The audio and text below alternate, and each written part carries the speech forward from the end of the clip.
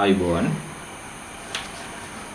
හෙළසුවේ හෙළ නිල වෙදකම පිළිබඳ සමාජ කතිකාවතක් ගොඩනැගෙන මේ අවස්ථාවේ දෙස් විදෙස් මාධ්‍යවල දෙස් විදෙස් ජනතාවගේ විවිධ අදහස් මතුවන මේ අවස්ථාවේ ඒ පිළිබඳව වැඩිදුරටත් පැහැදිලි කරමින් ජනතාව නිසි මගට යොමු කිරීමට අපි අද වෛද්‍ය සාකච්ඡාවක් ආරම්භ කිරීමට මේ ලෑස්ති වන්නේ.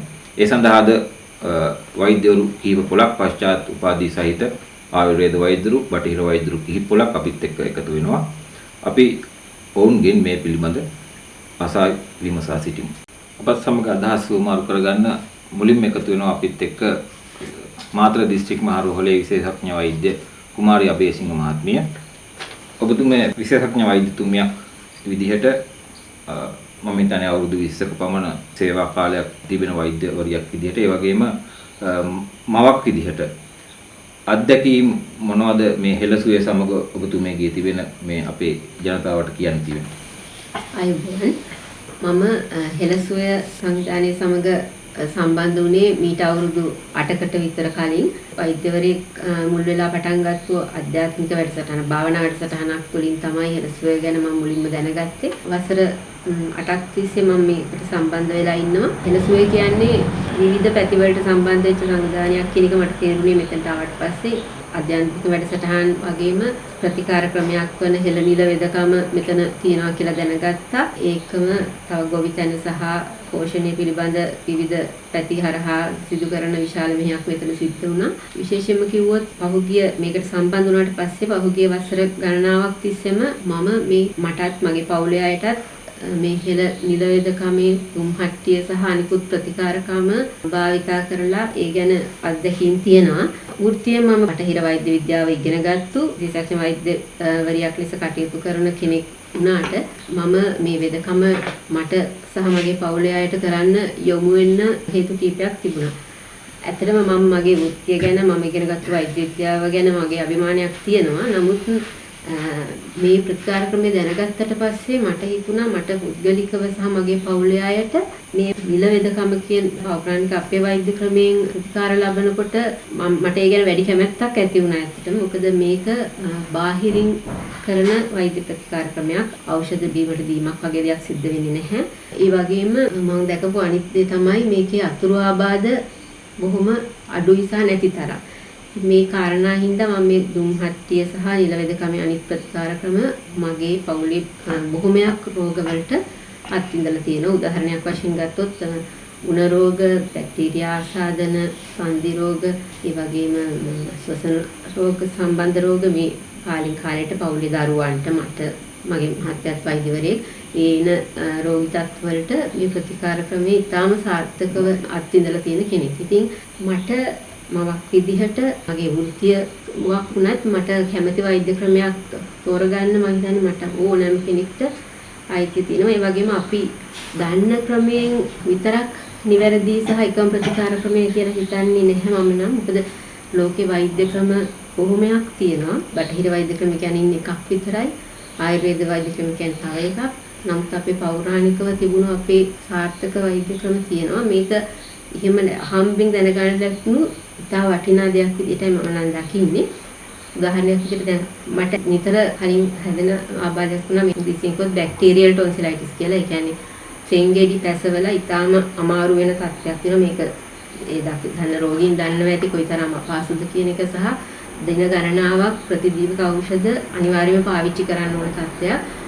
නමුත් මේ ප්‍රතිකාරයත් එක්ක මම දෙකපු දෙයක් තමයි මේ දුම්හට්ටිය පාවිච්චි කරලා සහ උග්‍ර සෝදන්න දෙනවා විශේෂ බෙහෙත් ඖෂධ සහිත දියරයක්. ඒකෙදි පාවිච්චි කරාම පැය 24ක් ඇතුළත මට ඊටාම ලොකු සහනයක් ලැබිලා ඒ තත්ත්වයෙන් සමනය වුණා. මේක උදාහරණයක් විතරයි. මේ වගේ විවිධාකාර ආබාධවලදී ආසාත්මිකතාව වගේ මේ තත්ත්වවලදී පවා මේ දුම්හට්ටිය ඊටාමත්ම සාර්ථක ප්‍රතිකාර ක්‍රමයක් ලෙස අත්විඳලා තියෙනවා.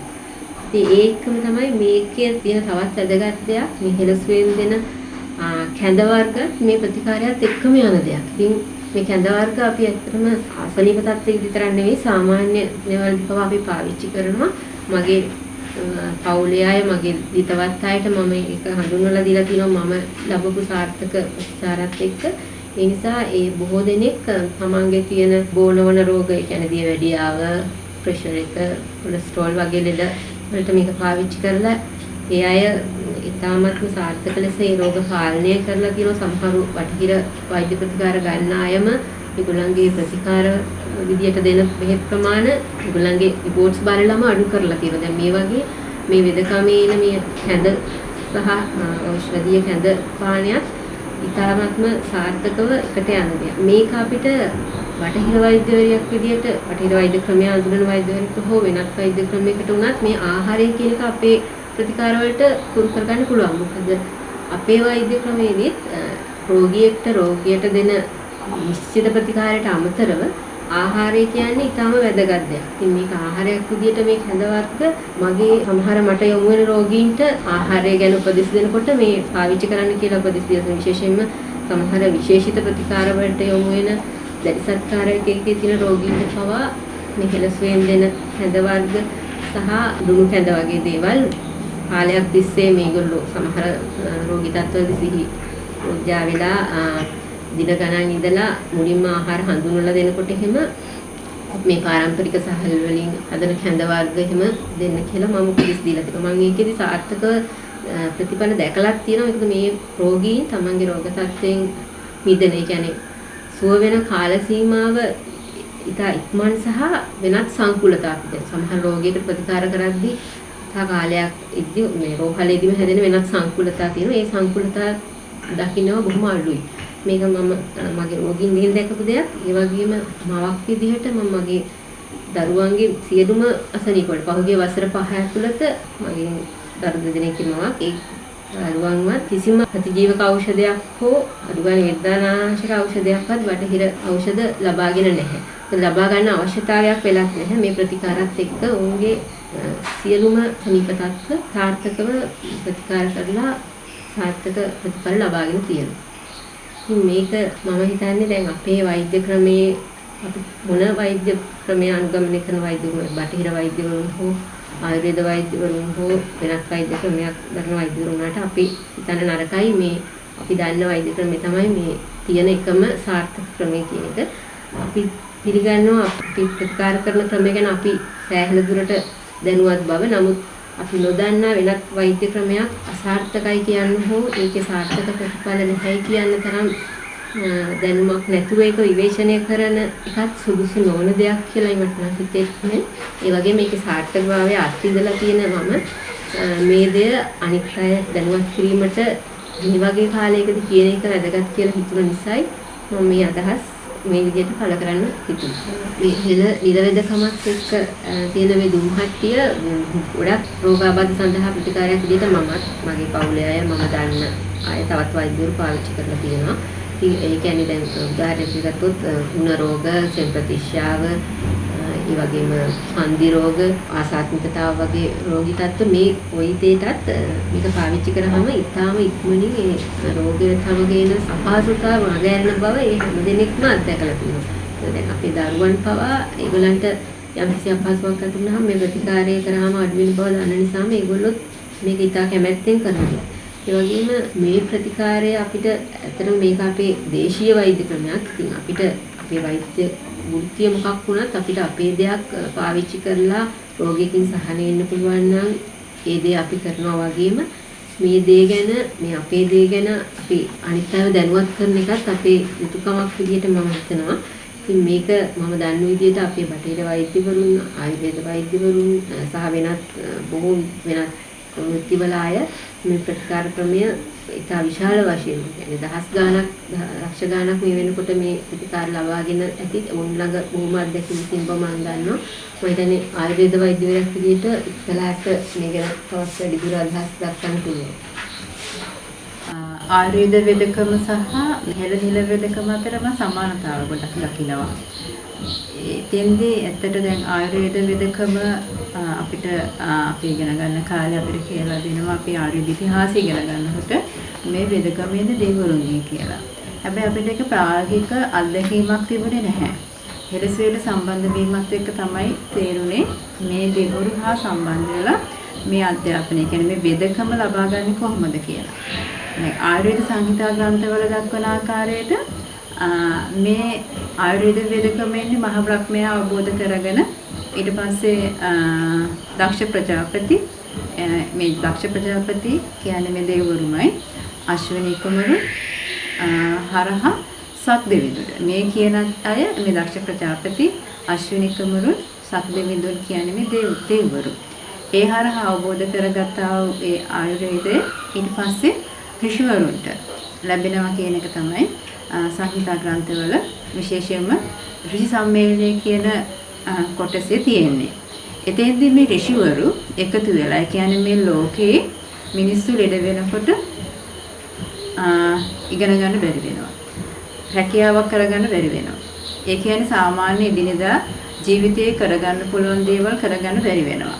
එතකොට මේගොල්ලෝ එකතු වෙලා මේකට හේතුව මොකක්ද කියලා කතා කරා. කතා කරනකොට ඇත්තට මේ ඇත්ත කරලා තියෙන්නේ මේක භාවනා කරලා කියන්නේ මෙතන පොත්වලම තියෙනවා ධානයට සමවැදිලා මේකට හේතුව මොකද්ද කියලා කිව්වා කියලා. එතෙන්දී උන්වහන්සේලා අවබෝධ කරගත්තේ මේකට හේතුව නිරෝගීතාවය ඇති කරගන්න හොඳම දේ තමයි මේ ආයුර්වේදය කියන එක ලබා ගැනීම. එහෙනම් මේ ආයුර්වේදය කියන එක කොහෙද තියෙන්නේ? මේ ආයුර්වේදයේ තියෙන දේ සත්‍යවිද තුල තියෙනවා කියලා උන්වහන්සේ වෙත ආයුත්තේ කොහොමද කියලා කතිකාවතක් තමයි ඒ සම්බන්ධයෙන් ග්‍රන්ථවල තියෙන්නේ. එතකොට මෙතෙන්දී ඇත්තටම මේ ධානය කියන්නේ භාවනා යෝගීව මේ දෙවිවරු හා සම්බන්ධ වීමක් තමයි මෙතෙන්දී ඇත්තටම මට අවබෝධ වෙන විදිහට තිබිලා තියෙන්නේ. එතකොට මෙතෙන්දී ඍෂිවරු කියලා කියන්නේ අපේ සංහිතා ග්‍රන්ථවලම දක්වන විදිහට භාවනා යෝගීව මේ ලෝභ දේශ මොහ කියන මේ හිතේ තියෙන කෙලෙස් ටික අඩු කර ප්‍රඥාව තුලින් මේ ලෝකයේ තුල ලෝකයේ දකින්නට උත්සාහ කරන පිරිසක්.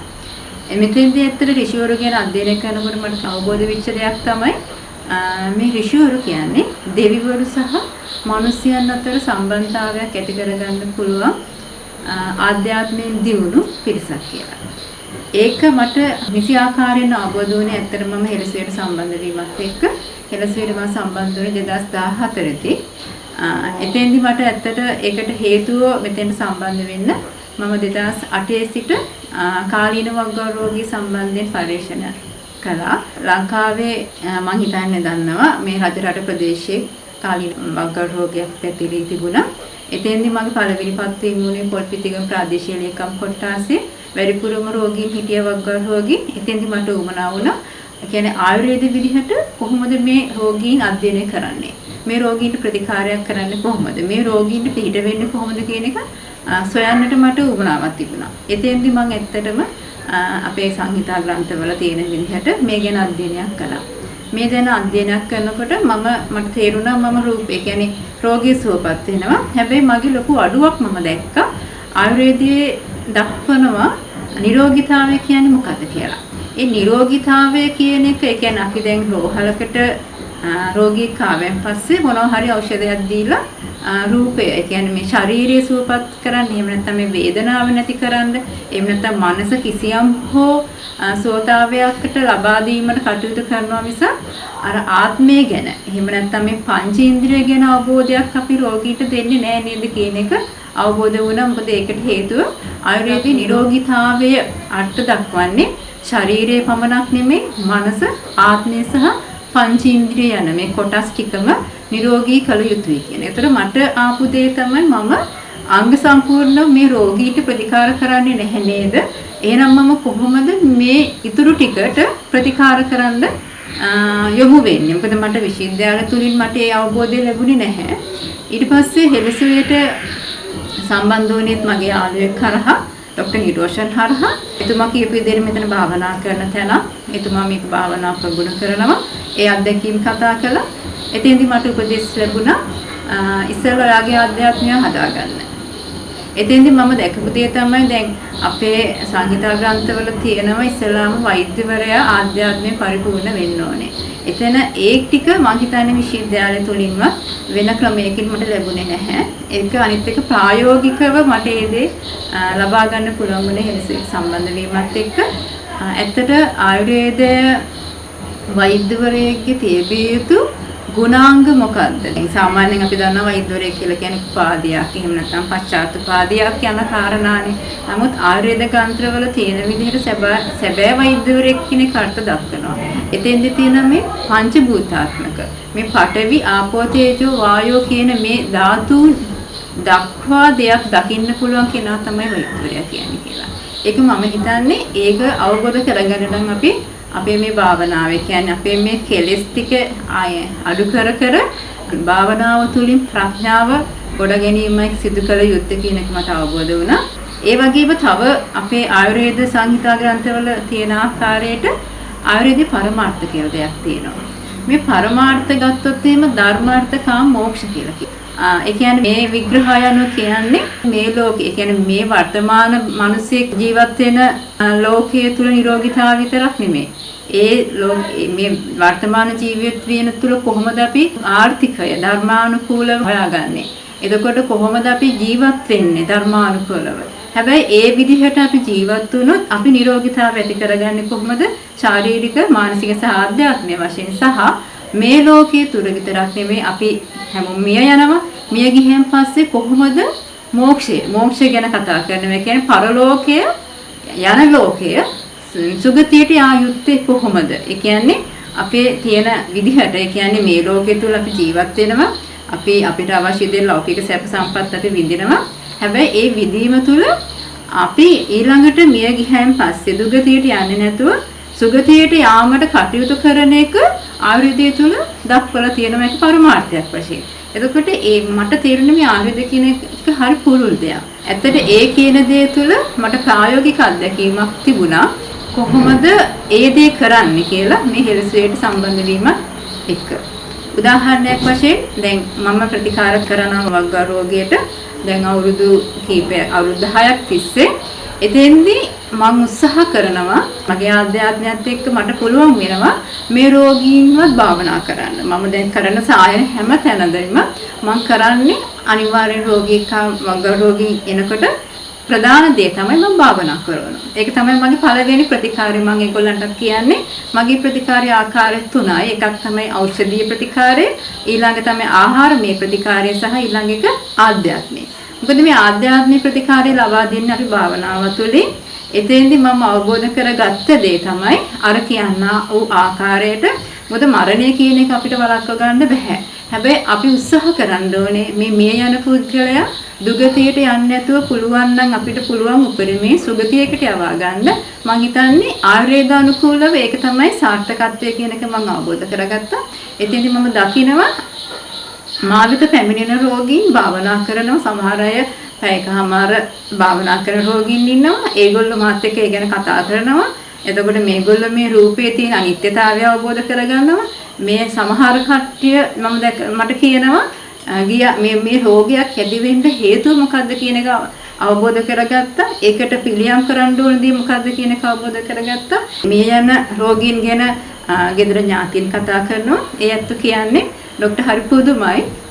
අම්මා හරි තාත්තා හරි මිය ගියාම මේ යන වෙලාවේ කිසිම වේදනාවක්වත් නැතුව දඟලන්නේවත් නැතුව මේ මිය ගියා කියලා. සමහර අය කියලා තියෙනවා මේ යන වෙලාවේ ඒ වේදනාව දරා ගන්න බැරි වුණාම ඒ ඥාතීන් භාවනා කර ඒගොල්ලන්ගේ කුසල් සිත ඉස්මතු කර වේදනාවක් නැති මරණයක් ලබා දීමට පුළුවන් වුණා කියන එක ඒගොල්ලෝ කතා කරනවා. මොකද රෝගීන් විතරක් නෙමෙයි රෝගීන් එක්ක එන ඥාතීනුත් භාවනා කරනවා. මොකද සමහර රෝගීන්ට භාවනා කරගන්න බැරි වුණාම ඥාතීන් හරහා අපි ඒක සම්බන්ධ කරනවා. අපි හැම තිස්සෙම ඒගොල්ලන්ටත් කියනවා මේක මේ ලෝකයේ එතනින් නවතින්නේ නැහැනේ. එතකොට ඊළඟ ආත්මයකට අපි කොහේ හරි යනවනේ. හැබැයි පුළුවන් තරම් ඔයගොල්ලන්ගේ ඥාතීන් දුගතියට යවෙන්නේ නැති වෙන්න පුළුවන් තරම් ඔයගොල්ලෝ මෛත්‍රී කර සුගතියට යවන්න. ඒක තමයි කරන්න ඕනේ. පුළුවන් තරම් ධර්මය අවබෝධ කරගන්න කියලා. ඇත්තට මෙතෙන්දී මම කියන්න ඕනේ මගේ සායනයට එන්නේ සිංහල බෞද්ධයන් විතරක් නෙමෙයි. මුස්ලිම් අය එනවා. එතකොට ද්‍රවිඩ අය එනවා. එතකොට ක්‍රිස්තියානි අය එනවා. මේ හැමෝම භාවනා කරනවා. ඒ කියන්නේ භාවනා කරනවා කියන එක මේ කාටවත් බාධාවක් නෙමෙයි. ඒගොල්ලන්ගේ ආගමට අනුකූලව අපි භාවනා කරන ක්‍රමවේදය වෙනස් කරලා දෙනවා. ඒ වගේම දැන් ආයුර්වේද වෙදකම සහ හෙළ නිල වෙදකම කියන එකේ මම වෙනස්කම් ටිකක් දකිනවා. දැන් අපි ආයුර්වේද වෙදකමේදී සාමාන්‍ය ඇඟට ඖෂධ දෙනවා. ඒ කියන්නේ ගුලිකාල්ක එහෙම නැත්නම් චූර්ණ එහෙම නැත්නම් කෂාය ආදී දේවල් දෙනවා. හැබැයි මේ හෙළ නිල වෙදකම තුල ඖෂධ ඇඟට දෙන්නේ නැහැ. මෙතෙන්දි කරන්නේ විවිධ ඖෂධ වර්ග. ඒ කියන්නේ සාමාන්‍ය මේ ලංකාව තුල හොයාගන්න පුළුවන් ඖෂධ එකතු කරලා මේව කොටලා ස්ථාන කීපයක පැය 10 15 වගේ කාලයක් වගේ ඒකෙන් රෝගියන් රෝගයට වෙනස් වෙනවා. මේ නිල ස්ථාන වලට බෙහෙත් බැඳීමක් කරනවා. ඊට අමතරව අපි සාමාන්‍යයෙන් ඔය ඇක්විපංචර් ස්ථාන කියලා කියන්නේ නිල ස්ථානවල ඖෂධ ගල්වනවා. එතකොට මේක තමයි ප්‍රධාන දේ මම දකිනවා. ඒ අමතරව දුම් හට්ටිය කියන එක ප්‍රධාන අංගයක්. මේ නිල වෙදකම තුළ ඕනෑම රෝගියෙකුට මේ දුම අල්ලීම නිර්දේශිත කරනවා. සහ ඒ වගේ අත්දැකීම් අපි ලබලා තියෙනවා. ඒ වගේම තමයි කැඳ.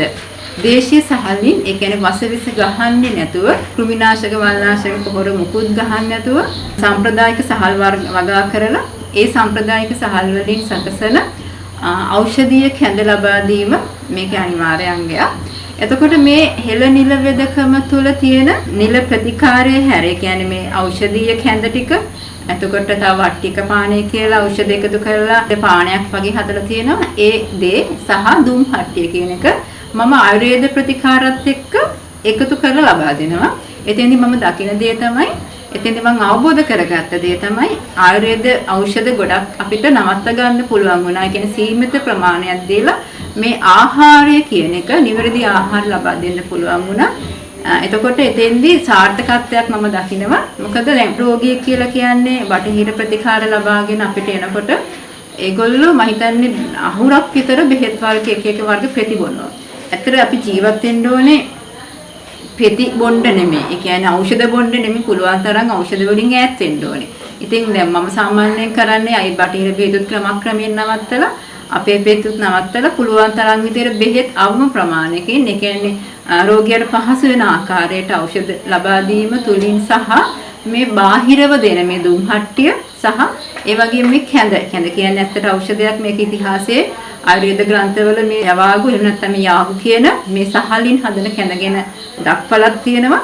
එතකොට මේ කැඳ වලින් මම රෝගීන් ගොඩක් සුවපත් කරනවා. විශ්වවිද්‍යාලය තුලදී දැන් අපිට මේ අපි සංහිතා ග්‍රන්ථවල තියෙන ආකාරයට සහ ඉතිහාසයේ උගන්වනකොට අපි දැකපු දේ තමයි මේ දෙවිවරුන්ගේ සම්බන්ධතාවය. ඇත්තට එතෙන්දී අපි මැලි වුණා මේක විශ්වාස කරන්න. ඒකට ඒ කියන්නේ අපි ඇත්තට විද්‍යාව කියලා ඉගෙනගෙන එන්නේ. ඒ වුණාට මේක අපි දෙවිවරු කියන සංකල්පය අපි බැහැර කරලා යන්නේ. හැබැයි ධර්මයේ තුල මේ දේව සංකල්ප තිබුණාට විශ්වවිද්‍යාල තුලදී ආයුර්වේද වෛද්‍යවරයෙක් වශයෙන් ඒ කියන්නේ ආයුර්වේද ඉගෙන ගන්න කාලේ හිටන් අපිට එහෙම මැලිකමක් තිබුණා.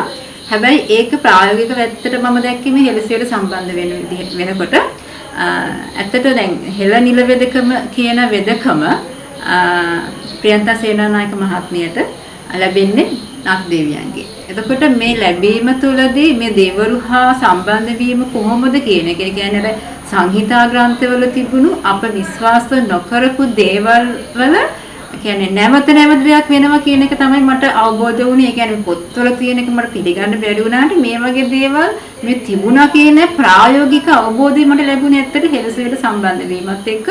එතෙන්දී ප්‍රියන්තක්කට ලැබෙන දැනුම. ඒ කියන්නේ අපිට උනත් අපිට මොනවා හරි දෙයක් දැනගන්න වුණා වුණත් අපි එතුමිය හා සම්බන්ධ වෙලා ඒ දේ ලබා ගන්නවා. ඒ කියන්නේ අපිට මොනවා හරි ගැටලුවක් වෙදකම හරි මොනවා හරි දෙයකදී ඒ දේවරු හා සම්බන්ධ වෙලා අපිට උපදෙස් ලැබෙනවා. විශේෂයෙන් භාවනා කරනකොට සහ මේ සාමාන්‍ය ජීවිතය තුළ මොනවා හරි දෙයක් කළ උනත් අපිට ඒ කමටහන් වශයෙන් ඒ දේවල් ලැබෙනවා. එතෙන්දී මට තේරුනේ මේ වෙදකම කියන එක අර සංහිතා ග්‍රන්ථවල තියෙන මේ දේවරු හා සම්බන්ධ වෙන එක සහ එතකොට දැන් ඍෂිවරු කියන එක ඒ කියන්නේ දැන් ඍෂිවරු කියලා මම ඉස්සරහ සඳහන් කළා මේ දේවරු සහ මනුෂ්‍යයන් අතර සම්බන්ධතාවයක් ඇති කරන භාවනා කරලා ආධ්‍යාත්මය දිනු කරගත්ත කියන එක මට අවබෝධ වුණේ ප්‍රියන්තක්කත් එක්ක කතා කරනකොට. මොකද එතුමියත් කුඩා කාලේ සිට භාවනා කරන කෙනෙක් ආරණ්‍ය හා සම්බන්ධ වෙලා.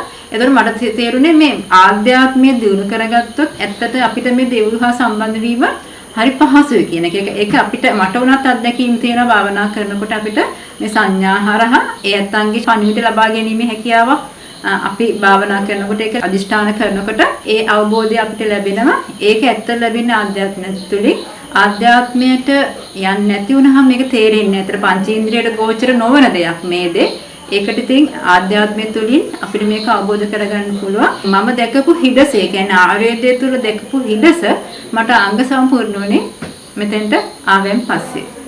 ඒ වගේම මම අවබෝධ කරගත් තව දෙයක් තමයි දැන් අපේ රෝගියෙක් අධ්‍යයනය කරනකොට රෝගී පරීක්ෂා කරනකොට ප්‍රධාන දේ තමයි නාඩි පරීක්ෂාව. දැන් ආයුර්වේද ග්‍රන්ථවල තිබ්බට ඒ දේ අපිට ප්‍රායෝගික අවබෝධයක් තිබුණේ නැහැ. මොකද අපි ඉගෙනගත්ත විදිහට අපිට තිබුණේ සීමිත දැනුමක්. හැබැයි භාවනා කර අධ්‍යයනය කරනකොට මට තේරෙන්න ගත්තේ ඒ කියන්නේ නාඩියට අත තිබ්බහැන් පස්සේ අපි අදිෂ්ඨානයක් කියලා රෝගියාගේ රූපකායේ තියෙන රෝගිය ටික එතකොට නාමයේ තියෙන කුසල අකුසල හරහා අපිට විග්‍රහ වෙන්න කියලා අදිෂ්ඨාන කරනකොට අපිට මේ ඇඟේ තියෙන తত্ত্বය ඒ කියන්නේ මේ රෝග తত্ত্বය මනසට විග්‍රහ වෙලා එනවා.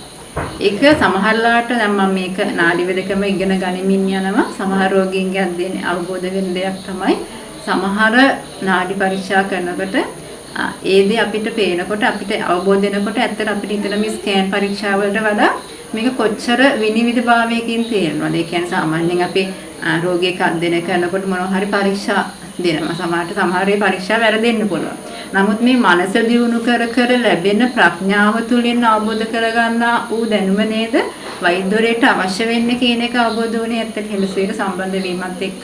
ඒ වගේම මම මේ කැඳ කියන එක වග්ගා රෝගීන් විතරක් නෙමෙයි බොනවන වසංගත රෝග වලින් පෙළෙන ගොඩක් රෝගීන්ට නිර්දේශ කරලා ලබා දීලා අත්දැකීම් ලැබලා තියෙනවා. විශේෂයෙන්ම දැන් කාලීන වග්ගා රෝගීම ගත්තත් ඒකත් එක්ක දීවැඩියා රෝගයේ පවතින රෝගීන්. ඒ කියන්නේ දීවැඩියාව නිසා කාලීන වග්ගා රෝගේ හැදිච්ච රෝගීන්ට ඒ වගේම දීවැඩියා හින්දා ඉන්සුලින් ගන්න රෝගීන්ගේ අපි ඉන්සුලින් නවත්තලා තියෙනවා.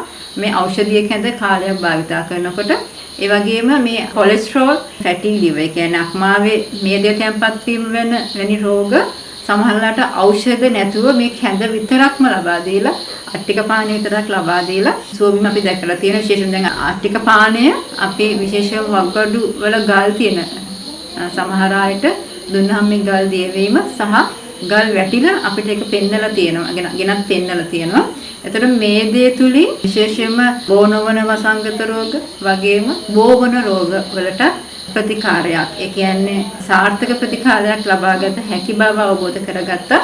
දැන් දුම්හට්ටිය ගැන කතා කරනකොට මගේ ප්‍රායෝගික අත්දැකීම ගත්තොත් මම ඇත්තටම දැන් ගොඩ කාලෙකින් ඖෂධ ගන්නෙ නැහැ. කිසියම් හෝ රෝගයක් මට හැදුනයින් පස්සේ මම කරන්නේ දුම්හට්ටිය අල්ලන එක. ඒ කියන්නේ වේදනාවක් එක්කමක් එහෙම නැත්නම් උණක් වගේ හැදුනොත් කරන්නේ ඉක්මනින් දුම්හට්ටිය අල්ලගන්න එක සහ කැඳ බොන එක තමයි කරන්නේ.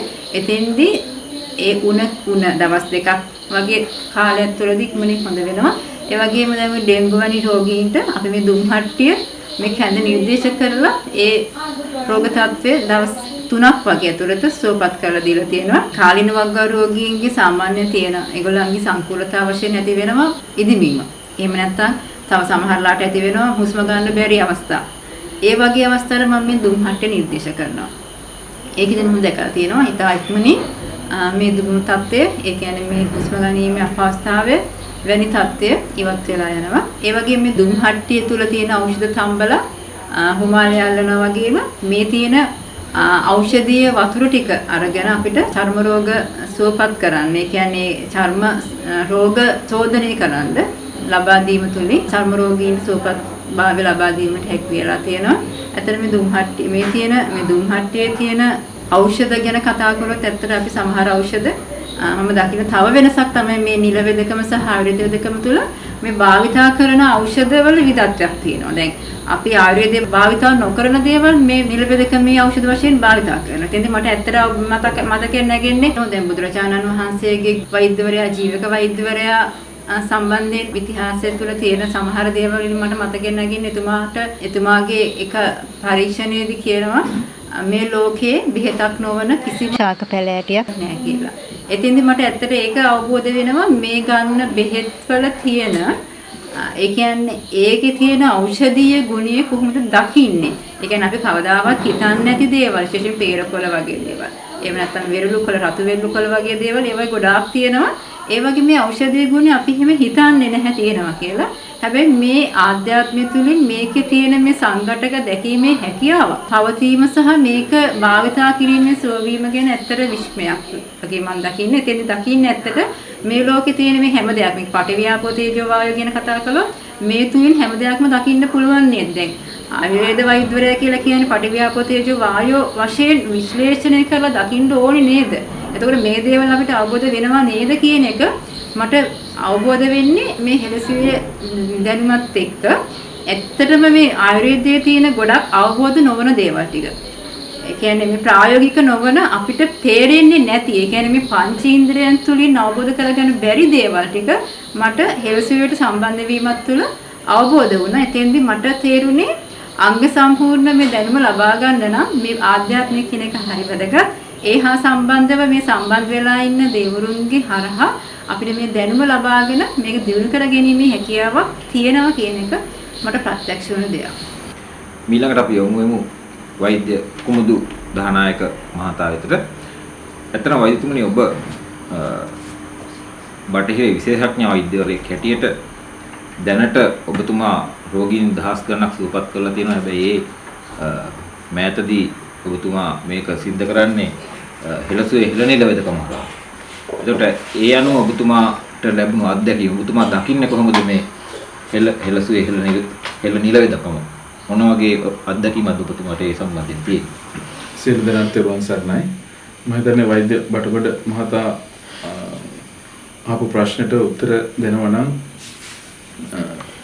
අපි මේ වෙදකම ඉතිහාසයටත් යන්න වෙනවා. මේකට හරියාකාර උත්තරයක් දෙන්න නම් වෛද්‍ය උත්පලා මහත්මිය හෙළ නිල වෙදකම සහ ආයුර්වේදයේ ඉතිහාසය ගැන සඳහන් කළා වගේම මම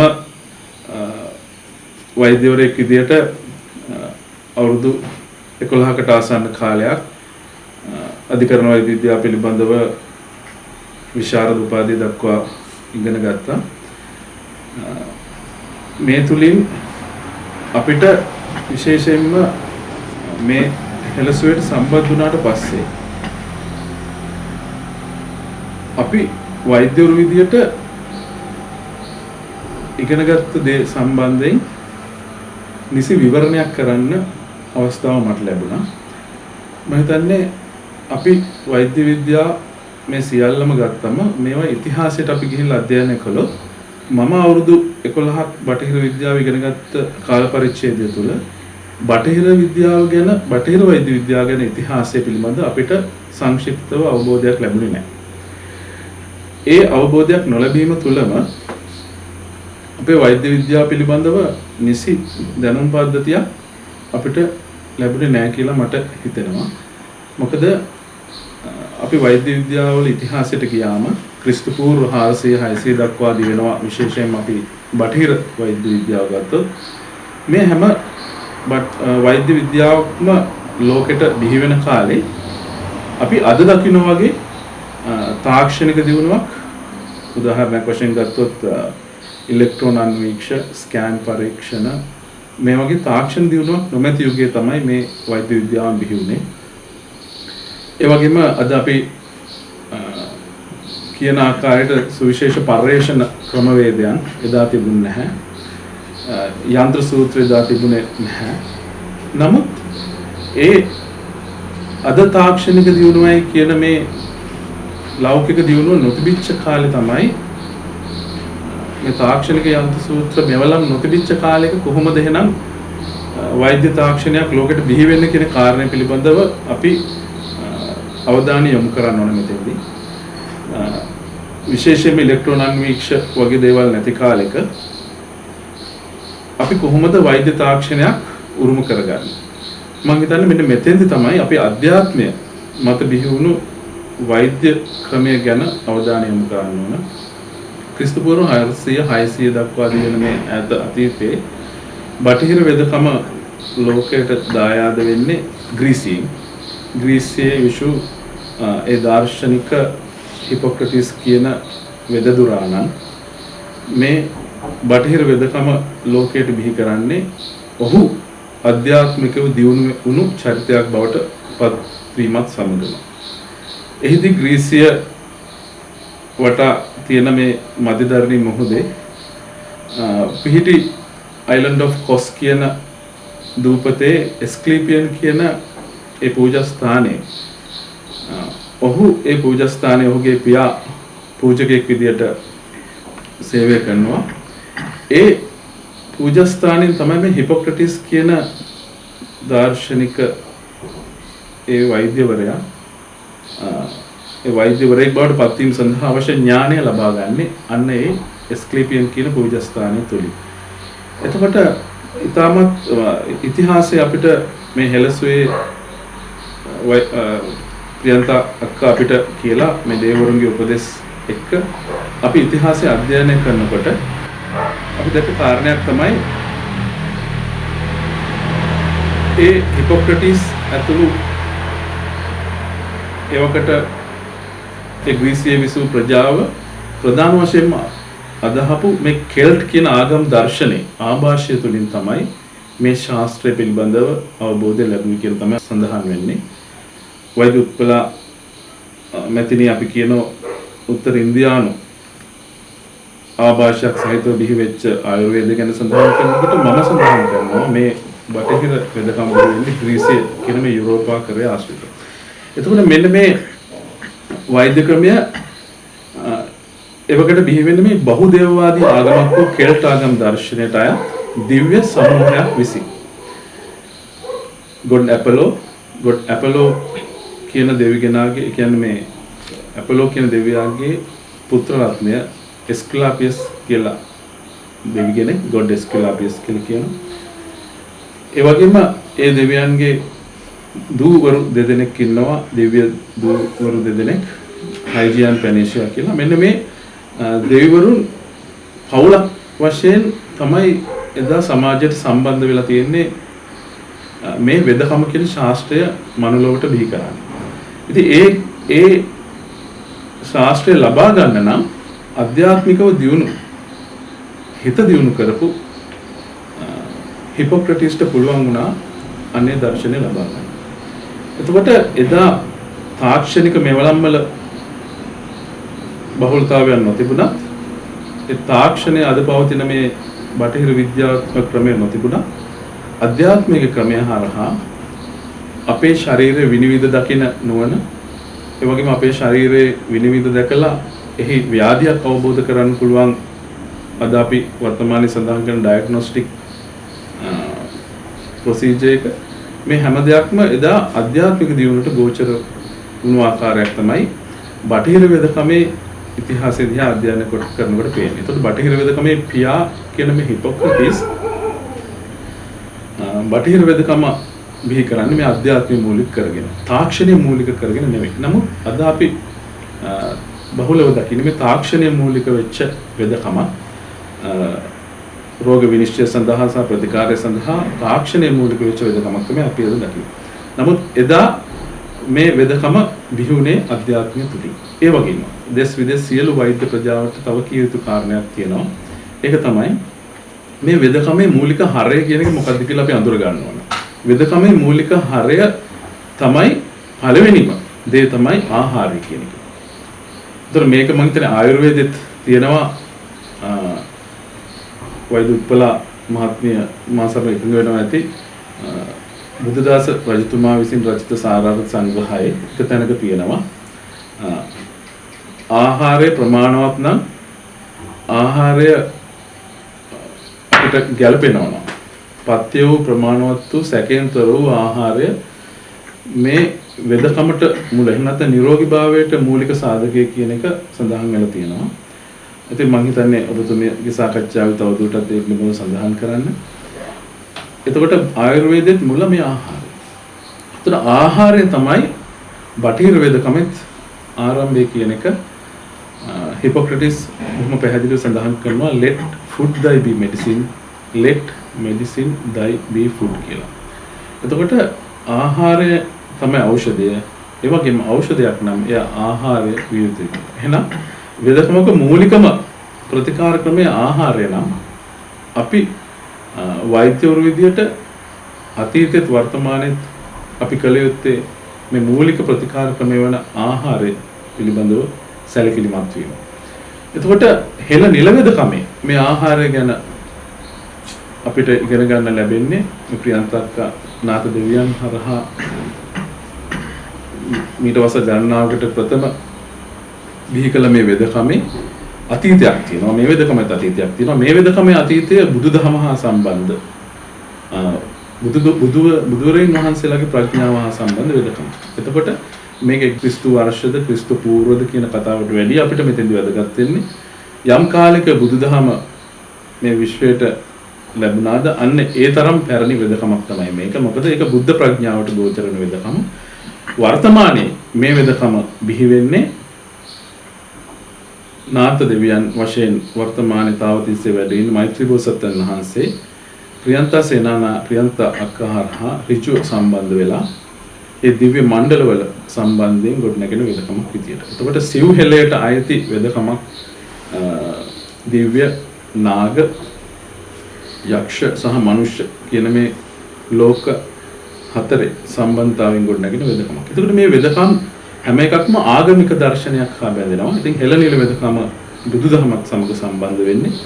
එතකොට මේ ආගමික දර්ශනයක් එක්ක බැඳෙන මේ ආධ්‍යාත්මික ශක්තියක් එක්ක බිහිවන වෙදකමක තාක්ෂණික දියුණුව තුළින් අපි හොයාගන්න ක්‍රමවේදයට වඩා ඊටමත් සියුම් ඥානයක් සහිතව තමයි මේ වෙදකම් බිහි වෙන්නේ. ඉතින් මේ මම අවුරුදු 11ක් බටහිර වෙදකම ඉගෙන ගත්තේ පොත කියවලා ඒ වගේම ඖෂධ ගැන ඒ කරපු පර්යේෂණ පත්‍රිකා කියවලා හැබැයි අධ්‍යාත්මිකව දියුණුවකින් මේ වෙදකම පරිශීලනය කරේ නැහැ මම. නමුත් මම මේ හෙළසුවට සම්බන්ධ වීම තුළ මම දැක්කා ප්‍රියන්තා සේනානායක මැතිණිය නාඩි පරීක්ෂා කළා මේ වෙදකම කරනකොට අධ්‍යාත්මය තමයි මේ වෙදකමේ රෝග විනිශ්චය සහ රෝග ප්‍රතිකාරය තීරණය කරන ප්‍රධාන සාධකය වුණා. ඉතින් මමත් මේ වෙදකම ඉගෙන ගත්තේ එතුමිය මේ නාථ දෙවියන් හරහා මෛත්‍රී බෝසත්යන් වහන්සේ දෙන භාවනා ක්‍රම එතුමිය හරහා මමත් ඉගෙනගෙන ඒ භාවනා ක්‍රමේ යම් මට්ටමක හිත තැන්පත් කරනකොට මේ වෙදකම පරිශීලනය කරන්න අපිට පුළුවන් වෙනවා. මේ වෙදකමේ තියෙන මූලික සංකල්ප අවබෝධ කරගන්න, මේ වෙදකමේ තියෙන රෝග විනිශ්චය හැකියාව ලබා ගන්න, ඒ වගේම මේ රෝගයට අදාළව අපේ ශරීරය තුළ ගොඩනැගෙන පඨවි ආපෝ තේජෝ වායෝ කියන මූලික පදාර්ථයන් වල වෙනස්කම් සිදුවෙන අවස්ථාවේ ඒ ව්‍යාධිය අවබෝධ කරගන්න, ඒ වගේ මේ ව්‍යාධියට ප්‍රතිකාර කරන ඖෂධ වටුර අවබෝධ කරගන්න මූලිකව සම්බන්ධ වෙන්නේ අධ්‍යාත්මය. ඒක පර්යේෂණ අද කියන මේ බටහිර විද්‍යාත්මක පර්යේෂණ නෙවෙයි. ඉතින් ඒ විදිහට මේ ගොඩනගාගත්ත වෙදකමේ අද මේ වෙනකොට අද අපි වර්තමානයේ මේ විශේෂ මාධ්‍ය මෙහෙවරක් විදිහට මාධ්‍ය තුලින් නිරාවරණය වුණාට මේ වෙදකමට 2005 ඉඳලා සමාජගත වෙමින් පැවති වෙදකම ලක්ෂ ගණනක් මේ වෙදකමේ ප්‍රතිලාභ ලබාගෙන තියෙනවා.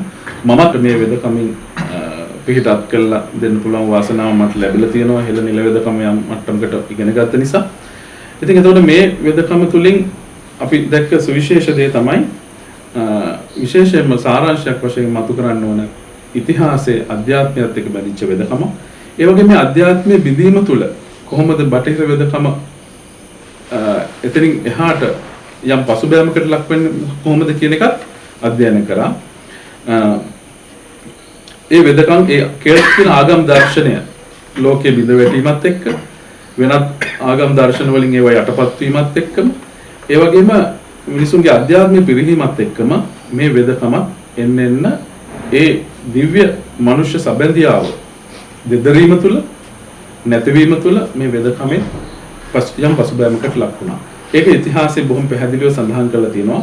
1964 වගේ වෙනකොට ලෝක යුද්ධ අවසන් වෙනකොට අධිරාජ්‍යවාදයක් ඉස්මතු වෙමින් මේ වෙදකම ට සම්බන්ධ වුණු නොයෙක් බටහිරින් බිහිවුණු විද්‍යාඥයන් විශේෂයෙන්ම වර්තමාන ඖෂධ වේදයේ පියා විදිහට සලකන ලසඤ්ඤා කියන මේ ඖෂධ වේදයේ පියා විදිහට සලකන වෛද්‍යවරයා එදා අර ඇපොලෝ එස්කියුලාපියස් හයිජියන් පැනේෂියා කියන මේ දේවරුන්ගෙන් උත්පාදනය වෙච්ච වෙදකම වෙනස් අතකටපත් කරනවා.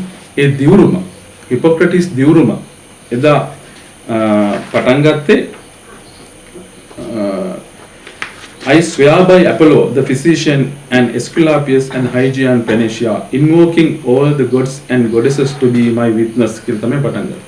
නමුත් ඒ වෙදකම නමුත් ඒ දියුණුම එදා 1964 වෙනසකට භාජනය කරනවා World Medical Association ලෝක සෞඛ්‍ය සංවිධානයේ මූලික බිහිවීමත් එක්ක එතකොට එතෙන්දී මේ වෙදකමට සම්බන්ධ මේ දියුණුම වෙනස් කරනවා ඒ දියුණුම කියන එක නැති කළා සාරධර්ම පද්ධතියක් විදියට අර්ථකථනය කළා modern Hippocratic oath එකක් මේ ලසඤ්ඤා කියන විද්‍යාඥයා විසින් ප්‍රකාශයට පත් කරවනු ලබනවා.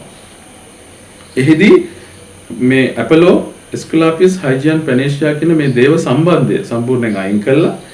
I swear to fulfill to the best of my ability and judgment this covenant කියලා මනුෂ්‍ය මේ වෛද්‍යවරයා විසින්ම හොයාගත්ත අමාරුවෙන් හොයාගත්ත පරිශනාත්මක හොයාගත්ත දෙයක් විදිහට තමයි ප්‍රකාශයට පත් කරන්න පටන් ගත්තේ. ඉතින් ඒ අවස්ථාවේ මේ දිව්‍ය සම්බන්ධය මනුෂ්‍ය සම්බන්ධියාව එතනින් නැති වෙනවා. ඒකට හේතුවක් විදිහට මම දකිනවා විශේෂයෙන්ම මිනිසුන් යොදාගෙන කෘතිමව හදන ඖෂධ පිළිබඳව අධ්‍යයනය කිරීමේ අවශ්‍යතාවය පැන නගිනවා. ඒ වගේම ගබ්සා කිරීමේ අවශ්‍යතාවය පැන නගිනවා. ඒ වගේම වේදනාවෙන් අන්තිම මොහොතේ ඉන්න රෝගියෙක්ගේ වේදනාව අඩු කිරීමේ අදහසින් ඒ රෝගියා හිතාමතාම ඒ රෝගියාගේ දිවි තොර කිරීමේ ක්‍රමවේදය අපි යුතනේසියා කියලා ඒ ක්‍රමවේදය ලෝකෙට බිහි කරනවා. ඒ වගේම උපත් පාලනය කියන ක්‍රමවේදය බිහි කරනවා. මේ ක්‍රමවේද හතර ලෝකෙට හඳුන්වා දෙන්න තමයි ඉතිහාසයේ බොහොම පැහැදිලිව සඳහන් වෙනවා මේ ලසඥා කියන විද්‍යාඥයා මේ හිපොක්‍රටිස් දියුරුම ඒ ලෝක සෞඛ්‍ය සංවිධානයේ මූලාරම්භක සංවිධානයේ විසින් ප්‍රකාශයට පත් කරන මේ දියුරුම බිහි කරන්නේ මෙන්න මේ ආධ්‍යාත්මික සැබඳියාව බිඳලා එතනින් එහාට මේ කෘතිම මූලධර්මයන් ටික එදා හිපොක්‍රටිස් හඳුන්වනවා unusual practices කරන්න එපා. ඒ කියන්නේ ස්වාභාවික දෙයින් අත්මිදෙන්න එපා කියලා. ඒතකොට මේ ස්වාභාවික දෙයින් අත්මිදෙන්න අවශ්‍ය හින්දා තමයි හිපොක්‍රටිස් දියුරුම වෙනස් කරන්නේ. ඒ ස්වාභාවික දෙයින් අත්මිදලා ඒ වෙනකොට බටහිර විද්‍යාව මත බිහි වෙච්ච ගබ්සාවන් ඒ වගේම එතනින් බිහි වෙච්ච උපත්පාලකම් එතනින් බිහි වෙච්ච දිවිතොර අවසාන කාලේ දිවිතොර කිරීම කියන යුතනේසියා ඒ වගේම වෙනම ඖෂධ කෘතිම ඖෂධ නිර්මාණය කිරීම සඳහා පරීක්ෂණ පවත්වන මිනිසුන් යොදාගෙන කරන පරීක්ෂණ පවත්වන කියන මේ කාරණා හතරට තමයි මේ හිපොක්‍රටික් ඕත් එක ඔරිජිනල් හිපොක්‍රටික් ඕත් කියන එක වෙනස් කළා modern Hippocratic oath වර්තමාන Hippocratic oath එක අපිට බිහි කරන්නේ ලෝකෙට. ඉතින් අපි වෛද්‍යවරු විදියට ගත්තේ වර්තමාන ඒ ආධ්‍යාත්මික සැබෑදියාව බිලිච්ච Hippocratic oath එක. ඉතින් මේක මම හිතන්නේ අපි සියලු වෛද්‍ය ප්‍රජාව දැනගත යුතු කාරණයක්. මේක කීමෙන් මම කිසි විදිහකට අපේක්ෂා කරන්නේ නැහැ මේ හෙළ නිල වෙදකම බටහිර වෙදකමට වඩා ඉතා උසස් කියන එක. ඒ වගේම ඒ වෙදකම පරයාණයගෙන් ඕන වෙදකමක් කියලා අර්ථ දක්වන්න මතු කරන්න නෙවෙයි මම මේ කියන්නේ. විශේෂයෙන්ම සියලු දෙනා මේ වෛද්‍ය ප්‍රජාවෙන් මම ඉල්ලා සිටිනවා තේරුම් ගත යුතු නිවැරදි ඉතිහාසය අපේ වෙදකම පසුබෑමකට ලක්ුණේ කොහොමද කියලා අපි හිතා ගන්න අවශ්‍යයි. ඒ වගේම මේ හෙළ නිල වෙදකමේ තියෙන සුවිශේෂත්වය තියෙනවා මේකේ ආධ්‍යාත්මික සැබෑදියාවේ ඒ විදිහටම අපිට ආරක්ෂා වෙනවා. අපි නාඩියල් වල අදිෂ්ඨාන කිරීමෙන් මේ දේවරුන්ගේ ශක්තිය සම්බන්ධ කරලා අදිෂ්ඨාන තියලා අපේ නිර්වාණ මාර්ගයට අදිෂ්ඨානය තියලා පිරිසිදුව සීලය රැකලා කරන මේ වෙදකම තුලින් අපි අපේ ශරීර විනිවිද දකින ඒ හැකියාව අපිට ලැබෙනවා. ඉතින් ඒකින්ද මේ සිදු කරන්නේ බටහිර වෛද්‍ය ක්‍රමයෙන් හෝ වෙනත් වෛද්‍ය ක්‍රමයකින් අපිට යන්න බැරි සියුම් වෛද්‍ය ක්‍රම සියුම් ඥාන දර්ශනයකට මඟ පාදා ගැනීම තමයි අපි මේ හෙළ නිල වෙදකමින් කරන්නේ. ඉතින් ඒකින්ද මේක සියලු වෛද්‍යවරුන්ට විවෘතයි මේ ක්‍රමවේදය. මේක බටහිර වෛද්‍යවරුන්ට හෝ දේශීය වෛද්‍යවරුන්ට සීමා වෙච්ච ක්‍රමවේදයක් නෙවෙයි. අධ්‍යාත්මය අපි හිතක් කයක් තියෙන පුද්ගලයෙක් විදිහට අපි සියලු දෙනාට අධ්‍යාත්මය දියුණු කරගන්න පුළුවන්. එතකොට මේ හෙළ නිල වෙදකම මූල ධර්මය තමයි කය සුවපත් කිරීම සහ එතනින් එහාට හිත සුවපත් කිරීම. හිත සුවපත් වෙන්නේ ලෝභ ද්වේෂ මෝහ ආදී අකුසල් වලින් සිත මුදාගෙන අලෝභ ද්වේෂ මෝහ ආදී ගුණ ධර්ම වලින් හිත පුරවාගෙන. ඉතින් මේක තමයි ආධ්‍යාත්මික සබඳියාව සහ ආධ්‍යාත්මිකව හිත දියුණු කර ගැනීම කියන එක. ඉතින් මේ වෙදකමේදී තියෙන්නේ ඔක තමයි. ඉතින් මේ විදිහට අපි ගත්තම අපි මං හිතන්නේ ඉතිහාසය ගැන කතා කරා. මේ වෙදකමේ ප්‍රධානම ප්‍රතිකාර ක්‍රමය වෙන්නේ ආහාරය කියන එක අපි කතා කරා. ඉතින් මේ ආහාරය කොහොමද කියන එක සම්බන්ධයෙන් වෛද්‍ය සුජීව මහත්මිය කතා කරා. මොකද එතුමිය ගම්පහ ශික්ෂණ රෝහලේ පශ්චාත් උපාධිධාරී පෝෂණ මානව පෝෂණවේදී වෛද්‍යවරයෙක් විදිහට ඔබතුමියගේ මම හිතන්නේ මේ සියලු ප්‍රජාව දැනුවත් කරොත් හොඳයි. කොහොමද ආහාරය වෙදකමක් වෙන හෙළ නිල වෙදකම කියන්නේ? මම හෙළසුවේ නිල වෙදකම ගැන දැනගත්තේ මගේ දෙවන පශ්චාත් උපාධිය කොළඹ වෛද්‍යවරුන්ගේ පශ්චාත් උපාධිය ආයතනයේ හදාරවනකොට මානව පෝෂණය පිළිබඳ පශ්චාත් උපාධිය හදාරන්න මම යොමු වුණේ. මගේ ගෙදර මගේ අම්මට තාත්තට තිබුණ දියවැඩියාව අධික කොලෙස්ටරෝල් ප්‍රමාණය, ඒ වගේම මගේ සහෝදරයෙකුට වකුගඩුවල ගල් නිතර ආවා. මගේ එක දරුවෙකුට යකඩ උණතාව තිබුණා. මේවට විසඳුමක් හොයාගෙන තමයි මම දෙවන පශ්චාත් උපාධිය පෝෂණය පිළිබඳව හදාරන්න ගත්තේ. ඒ අවස්ථාවේදී තමයි හෙළසුවේ නිර්මාතෘ ප්‍රියන්ත සේනානායක මහත්මිය අපේ පශ්චාත් උපාධිය ආයතනයට ඇවිල්ලා මේ පාරම්පරික සහල් ඒ සහල් වලින් නිෂ්පාදනය කරන හෙළසුවේ කැඳ පිළිබඳවත් අපිට ප්‍රකාශ කරේ.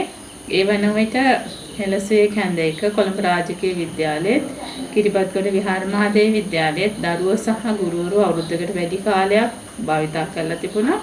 ඒ වෙනකොට ගුරුවරුන්ගේ තිබුණ දියවැඩියාව, අධික රුධිර පීඩනය, අධික කොලෙස්ටරෝල්, හන්දිය අමාරු හොඳ වෙලා තිබුණා. ඉතින් ඒ අත්දැකීම් එතුමිය මට ප්‍රකාශ කරාම මම ගෙදර මේ කැඳ එක ගෙදර අය සඳහා භාවිතා කරා. හැමදාම අපේ ගෙදර කැඳ එක හැදුවා. ඒ හදනකොට මගේ අම්මට තිබුණ ગેස්ට්‍රයිටිස් සහ අධික කොලෙස්ටරෝල් ප්‍රමාණය සාමාන්‍ය මට්ටමට ආවා. එතුමියගේ කොලෙස්ටරෝල් සඳහා ගත්ත බේත් නතර කරන්න පුළුවන් වුණා. මගේ පියාගේ දියවැඩියාව සඳහා ගත් ඖෂධ නතර කරන්න පුළුවන් වුණා. දිනපතා හෙළසුවේ කැඳ වීදුරුවක් පානය කිරීමත් එක්ක. ඒ වගේම මගේ සහෝදරයාගේ වකුගඩුවල ගල් එන එක නතර වුණා. මගේ දරුවාගේ රක්ත හීනතාවයේ ප්‍රශ්නේ විසඳුණා. මේ වසවිස නැති පාරම්පරික හාල් සහ හෙළසුවේ කැඳ පානයත් එක්ක. 2014 මගේ මානව පෝෂණය පිළිබඳ පශ්චාත් උපාධිය අවසන් වී ගම්පහ දිස්ත්‍රික් මහ රෝහලේ වෛද්‍ය පෝෂණ සායනය ආරම්භ කරා. ඒ ආරම්භ කරාම මම ළඟට පැමිණි රෝගීන්ට සාමාන්‍ය බටහිර පෝෂණ ආහාර වට්ටෝරු දෙන ගමන්ම මේ හෙළසුවේ කැඳ පිළිබඳවත් ඔවුන්ව දැනුවත් කරා. කැමැති රෝගීන් හෙළසුවේ කැඳ පානය කරා. එතකොට මම ළඟට එන රෝගීන් දෙපිරිසක් හිටිය හැම විටම. උදාහරණයකට දිවැඩිය රෝගීන් ගත්තොත් එක පිරිසක් හෙළසුවේ කැඳ පානය කරනවා. අනිත් පිරිස හෙළසුවේ කැඳ පානය කරන්නේ ඒ අය සාමාන්‍ය විදියට ව්‍යායාම කරලා ආහාර පාලනයක් තමයි කරගෙන ගියේ. මේ රෝගීන්ගේ වෛද්‍ය වාර්තා බලනකොට මම දැක්කා දියවැඩියාව සතියක් වගේ කාලයක් යනකොටත් සාමාන්‍ය මට්ටමට ගන්න පුළුවන්කමක් ආවා මේ හෙළසුවේ කැඳ දිනකට කෝප්පයක් භාවිතා කිරීමත් එක්ක. මේ හෙළසුවේ කැඳ එකේ B12 කියන විටමිනයත් අඩංගුයි. අනිකුත් විටමින් වලට අමතරව B12 විශේෂයි. මොකද අපි ඒක ඉගෙනගෙන තියෙන්නේ ඒක සත්ව ආහාර වලින් ලැබෙන විටමිනයක් ශාකාහාර වල නැහැ කියලා. ඒ වගේ විශේෂිත ගුණ බොහොමයක් තියෙනවා ඒ විශ්ලේෂණ වලට අනුව. ඉතින් මේ කැඳ එක මම දියවැඩියා රෝගීන්ට දෙනකොට ලැබුණු ප්‍රතිඵල මීට කලිනුත් විස්තර කරලා තියෙනවා. දියවැඩියා රෝගීන්ගේ තුවාල ඉතා ඉක්මනින් සුව වෙනවා. ඒ හින්දා ඒගොල්ලන්ගේ ඇඟිලි හෝ කකුල් කපන්න තිබුණා මග හැරුණා.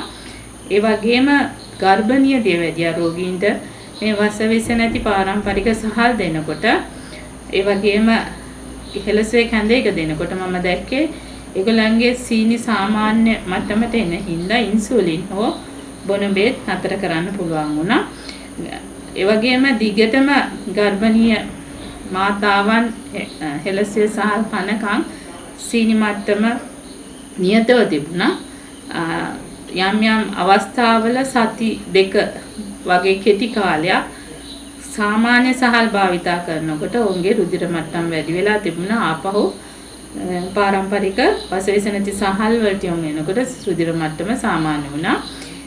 බුදිය වැඩියා බොහොම පහසුවෙන් මේ හෙළසුය කැඳේකෙන් සුව වෙන විදිය මට අවබෝධ වුණා රෝගීන්ගේ වාර්තා එකතු කරනකොට. දියවැඩියා රෝගීන් ගත්තහම එය කෙලින්ම රුධිරය නිරහර සීනි මට්ටම වැඩි අයටත් අපි හෙළසුවේ කැඳේක දීලා බැලුවා. ඒ වගේම බටහිර ඖෂධත් එක්ක හෙළසුවේ කැඳේක දීලා බැලුවා. මේ ලැබුණු දත්ත විශ්ලේෂණය කරලා 2017 ට්‍රැඩ්මෙඩ් කියලා විද්‍යාත්මක සැසියක් තිබුණා. මේක සංවිධානය කරේ ලෝක සෞඛ්‍ය සංවිධානය සහ අපේ සෞඛ්‍ය පෝෂණ හා දේශීය වෛද්‍ය අමාත්‍යාංශ විසින් මෙතෙන්දී ආයුර්වේද සහ බටහිර වෛද්‍යවරු පිරිසක් විසින් තමයි මේක ඉදිරිපත් කරේ. ඒ වගේම තව බහුල බොනවන රෝගයක් තමයි කොලෙස්ටරෝල්. කොලෙස්ටරෝල් ප්‍රමාණය අධික වීම වැඩිහිටියන්ගේ විතරක් නෙමෙයි මම මේක දරුවන්ගෙත් දකිනවා. දරුවෝ ගත්තාම ගිසායනයේට බර වැඩි සහ බර අඩු දරුවෝ දෙගොල්ලම යොමු වෙනවා. මේ දෙගොල්ලන්ගෙන් බලනකොට දෙගොල්ලන්ගෙම රුධිරයේ කොලෙස්ටරෝල් ප්‍රමාණය වැඩි. ප්‍රශස්ත මට්ටමට වඩා වැඩි. ඒ අවස්ථාවවලදී දෙමාපියන්ගේ බලනකොට බොහෝ අවස්ථාවල දෙමාපියන්ට වැඩිය මේ දරුවන්ගේ රුධිරයේ කොලෙස්ටරෝල් මට්ටම වැඩි අවස්ථාවක් තමයි දකින්න ලැබුණේ. දෙමාපිය සහ දරුවන්ගේ ආහාර රටාව බලපුවාම කලින් දින පැය 24 තුල කාපු බීපු ඒවා ඒගොල්ලන්ට ලියන්න කියලා මේක විශ්ලේෂණය කරපුවාම දැක්කේ දරුවන්ගේ කෑම එක එකම ගෙදර හිටියත් දරුවන්ගේ කෑම එක දෙමාපියන්ගේ කෑමෙන් බොහෝ වෙනස් වෙලා තියෙනවා. කෘත්‍රිම දේවල් දරුවන්ගේ කෑම එකේ වැඩි ස්වභාවික තන්තුමය ආහාර ඇති වසවිස නැති ආහාර දෙමව්පියෝ තමයි පරිපෝෂණය කරන්නේ. ළමයින්ගේ කෑම එක ගත්තාම ඒ අයගේ ෆ්‍රයිඩ් රයිස් කොත්තු කනවා. ඊළඟට විවිධ බීම වර්ග සිසිල් බීම වර්ග පානය කරනවා. ඊළඟට ෂෝටිස් වර්ග බිස්කට් අධිකව පාවිච්චි කරනවා. ඒ වගේ නිරීක්ෂණ මේ පැය 24 ආහාර ලියන්න කිව්වහම නිරීක්ෂණය වුණේ. එතෙන්දී දරුවන්ගේ කොලෙස්ටරෝල් ප්‍රමාණය අවම කර ගැනීමට වැඩිහිටියන්ගේ වගේම හෙළසුවේ කැඳේක තමයි නිර්දේශ කරේ. ඒ වගේම හෙළසුවේ අධික පානයක් මේ අයට නිර්දේශ කරා. දවසකට කැඳ කෝප්පෙකුත් හෙළසුවේ අධික පානය කෝප්ප 3කුත් ගන්න. මල් ළඟට ආව අවුරුදු 6ක් වයසදී දරුවෙක් කියන්නේ දරුවා එක වසරේ ඉගෙන ගන්න. මල් ළඟට එවන්න මූලික වුණේ ළමා රෝග විශේෂඥවරියක් මේ දරුවගේ කොලෙස්ටරෝල් රිපෝට් එක දැකලා අධික ලෙස රුධිරයේ නරක කොලෙස්ටරෝල් ඉහළ ගිහින් තිබුණා. හොඳ කොලෙස්ටරෝල් එක අඩු වෙලා තිබුණා. මේ දරුවාට අපි වාසවිස නැති ආහාර පිළිබඳව දෙමාපියන් සහ නැන්දව දැනුවත් කරාට පස්සේ ඒ ආහාරයට යොමු කරලා මාසෙකුත් දවස් 10කින් ආපහු අපි රුධිර කොලෙස්ටරෝල් මට්ටම් බලපුවාම කැපී පෙනෙන ලෙස නරක කොලෙස්ටරෝල් සහ ට්‍රයිග්ලිසරයිඩ් අඩු වෙලා හොඳ කොලෙස්ටරෝල් වැඩි වෙලා තියෙනවා. මේ මාසයේ දවස් 10 තුල ටෝටල් කොලෙස්ටරෝල් 232.9 ඉඳන් 181.5 දක්වා ට්‍රයිග්ලිසරයිඩ් 402 සිට 74.2 දක්වා අඩු කරගන්න පුළුවන් වෙලා තියෙනවා. ඒක මේ දරුවගේ අක්මාවේ තෙල් තැම්පත් වීමක් තිබුණා. ඒ අක්මාවෙන් නිපදවන AST ALT කියන එන්සයිම් අපි රුධිර සාම්පල් වලින් බලනවා. ඒ රුධිර සාම්පල් වල ඒගොල්ල ALT කියන එන්සයිම් එකේ දරුවගේ වයසට තියෙන ඕන ප්‍රමාණයට වැඩි ඉහළ ගිහින් තිබුණා. අපි මේක non alcoholic steatohepatitis ලෙස හඳුන්වන්නේ. ඒ කියන්නේ අරක්කු නොබී අක්මා ප්‍රදාහයකට ගිහිලා තිබුණේ. මේ වසවිස නැති පාරම්පරික හෙළසුවේ හාල් දෙනකොට මේ අක්මාවේ එන්සයිම් අඩු වෙලා අර නෑෂ් කියන තත්ත්වය වෙනස් වෙලා තිබුණා. ඊට පස්සේ නැවතත් දරුවට මාසෙකින් එන්නේ කිව්වට මාස 4කින් පස්සේ තමයි මේ ආවේ. සිංහල අවුරුද්දක පහුවෙලා සතියකට පස්සේ අම්මා කිව්වේ සිංහල අවුරුද්ද කාලය තුල වසවිස නැති පාරම්පරික හාල් දෙන්න බැරි වුණා. දරුවා අධික ලෙස කුකුල් මස් කෑවා. ඒ හින්දා අම්මට ආපහු කොලෙස්ටරෝල් එකක් බලන්න ඕනේ කියලා. ඒ අවස්ථාවේදී කොලෙස්ටරෝල් අපි බලපුවාම දරුවගේ ආපහු ටෝටල් කොලෙස්ටරෝල් 220ට වැඩි වෙලා තිබුණා. LDL කියන කොලෙස්ටරෝල් එක 136 දක්වා වැඩි වෙලා තිබුණා. ට්‍රයිග්ලිසරයිඩ් 201 දක්වා වැඩි වෙලා තිබුණා. හොඳ කොලෙස්ටරෝල් එක ඒ කියන්නේ HDL 43.6 දක්වා අඩු වෙලා තිබුණා. ආපහු අක්මාවේ එන්සයිම් ALT 42 දක්වා වැඩි වෙලා තිබුණා. එතනින් පස්සේ ආපහු අපි වසවිස නැති හෙළසුවේ පාරම්පරික හාල් වලට යොමු වෙනකොට මේ දරුවගේ රුධිරයේ නරක කොලෙස්ටරෝල් ප්‍රමාණය අඩු වෙලා තියෙනවා. ඒ වගේම වැඩිහිටියෝ ගත්තාම වෛද්‍ය වාර්තා තියෙනවා එකක් පැහැදිලි කරන්න. මේ වෛද්‍යවරියක් එතුමියට දිනකට හෙළසුවේ කැඳ කෝප්ප 2 ගානේ බොනකොට හොඳ කොලෙස්ටරෝල් HDL 44 ඉඳන් 50 දක්වා වැඩි වෙලා තියෙනවා. නලක කොලෙස්ටරෝල් සහ ට්‍රයිග්ලිසරයිඩ් අඩු වෙලා තියෙනවා. ඒකම සීනි, නිරහාර සීනි ප්‍රමාණය තිබුණේ පූර්ව දියවැඩියාවදී. ඒක සාමාන්‍ය මට්ටමට අඩු වෙලා තියෙනවා. පරත් අඩු වෙලා තියෙනවා. කොලෙස්ටරෝල් ගැන සැලකනකොට අධික කොලෙස්ටරෝල් ඇති රෝගීන්ට හෙළසුවේ කැඳ එක දෙනකොට බොහෝ අයට ප්‍රමාණිකූලව රුධිරයේ තියෙන කොලෙස්ටරෝල් මට්ටම අඩු වෙනවා. මුලදී සතියනොත් පස්සේ මාසෙන් රුධිරයේ කොලෙස්ටරෝල් මට්ටම බැලුවා. ඊටසුළු පිරිසක් ඉන්නවා. කොලෙස්ටරෝල් ප්‍රමාණය වැඩි වෙනවා. වැඩි වෙලා තමයි අඩු වෙන්නේ. ඒකට හේතුව මම හෙළසුවේ නිර්මාතෘ ප්‍රියන්ත සේනානායක මහත්මිය එක්ක සාකච්ඡා කරපුවා. මෙතුමිය මට පැහැදිලි කරේ දැන්පත් වී ඇති කොලෙස්ටරෝල් මේ කැඳේකත් එක්ක දිය වෙවි යනවා. එතකොට රුධිරයේ තමයි කොලෙස්ටරෝල් දිය වෙලා එන්නේ. නහරයේ තියෙන කොලෙස්ටරෝල් ප්‍රමාණය දියවි යන හින්දා නහරේ අවහිර වෙන එක මගහැරිලා සිදුර සාමාන්‍ය මට්ටමට විවර වෙනවා. ඒ කොලෙස්ටරෝල් දියවි එන කාලය තුල රුධිරයේ කොලෙස්ටරෝල් මට්ටම වැඩි වෙනවා කියලා. මම දිගින් දිගටම ඒ රෝගීන්ට කැඳ දෙනකොට දැක්කේ පළවෙනි මාසෙ 1-2 කොලෙස්ටරෝල් මට්ටම වැඩි වෙලා ඊට පස්සේ ක්‍රමානුකූලව කොලෙස්ටරෝල් මට්ටම අඩු වෙනවා. සමහර අයට මාස 3-4ක් යනවා කොලෙස්ටරෝල් අඩු වෙන්නේ. ඒ අයගේ අන්තිමට කොලෙස්ටරෝල් ටෝටල් කොලෙස්ටරෝල් 140-150 වගේ අවස්ථාව දක්වා අඩු වෙනවා. ඒ රුධිරයේ කොලෙස්ටරෝල් අඩු වෙන්න මේ කැඳේක කියලා තියෙන විදිහටම පිළියෙල කිරීම හරිම වැදගත්. මේකට මිටි කිරි දානවා. දී කිරිත් දානවා. ඒ කියලා තියෙන ප්‍රමාණයටම පොල් කිරි දැම්මොත් තමයි රුධිරයේ කොලෙස්ටරෝල් මට්ටම අඩු වෙන්නේ. ඒක විශේෂයෙන්ම සඳහන් කරන්න ඕනේ. බොහෝ අය මිටි කිරි නොදා කැඳේක පිළියෙල කරනවා. හැබැයි ඒ අයගේ රුධිරයේ කොලෙස්ටරෝල් මට්ටම අඩු වෙනවා මම දැක්කේ නැහැ. ඒ හින්දා මේ විස්තර පත්‍රිකාවක් තියෙනවා හැම කැඳ පැකට් එකකම. ඒකේ කියලා තියෙන විදිහටම ඒ එළවලු ටික සහ පොල් කිරි ප්‍රමාණය දාලා ඒ විදිහටම කැඳේක පිළියෙල කිරීම වැදගත්. ඒ වගේම අපි කැඳ එකක් බ්ලෙන්ඩ් කරන්නේ නැහැ. අපිට අවශ්‍ය නම් නෑබිලි එක මත ගන්න පුළුවන්. එහෙම කරපුවාම තමයි ඒකේ නියම පෝෂක ගුණය අපිට ලබා ගන්න පුළුවන්. අද බහුල බොනවන රෝගී තත්ත්වයක් තමයි අක්මාවේ තෙල් තැන්පත් වීමේ රෝගය. මේකට තවම බටහිර වෛද්‍ය විද්‍යාවේ ප්‍රතිකර්මයක් හොයාගෙන නැහැ. මේ ස්කෑන් පරීක්ෂණයක් මගින් මේක හඳුනා ගන්න පුළුවන්. අපි අක්මාවේ තෙල් තැන්පත් වීම 1 2 3 4 කියලා ශ්‍රේණිගත කරනවා. 1 කියන්නේ අවම මට්ටමත්, 4 කියන්නේ උපරිම මට්ටමත්.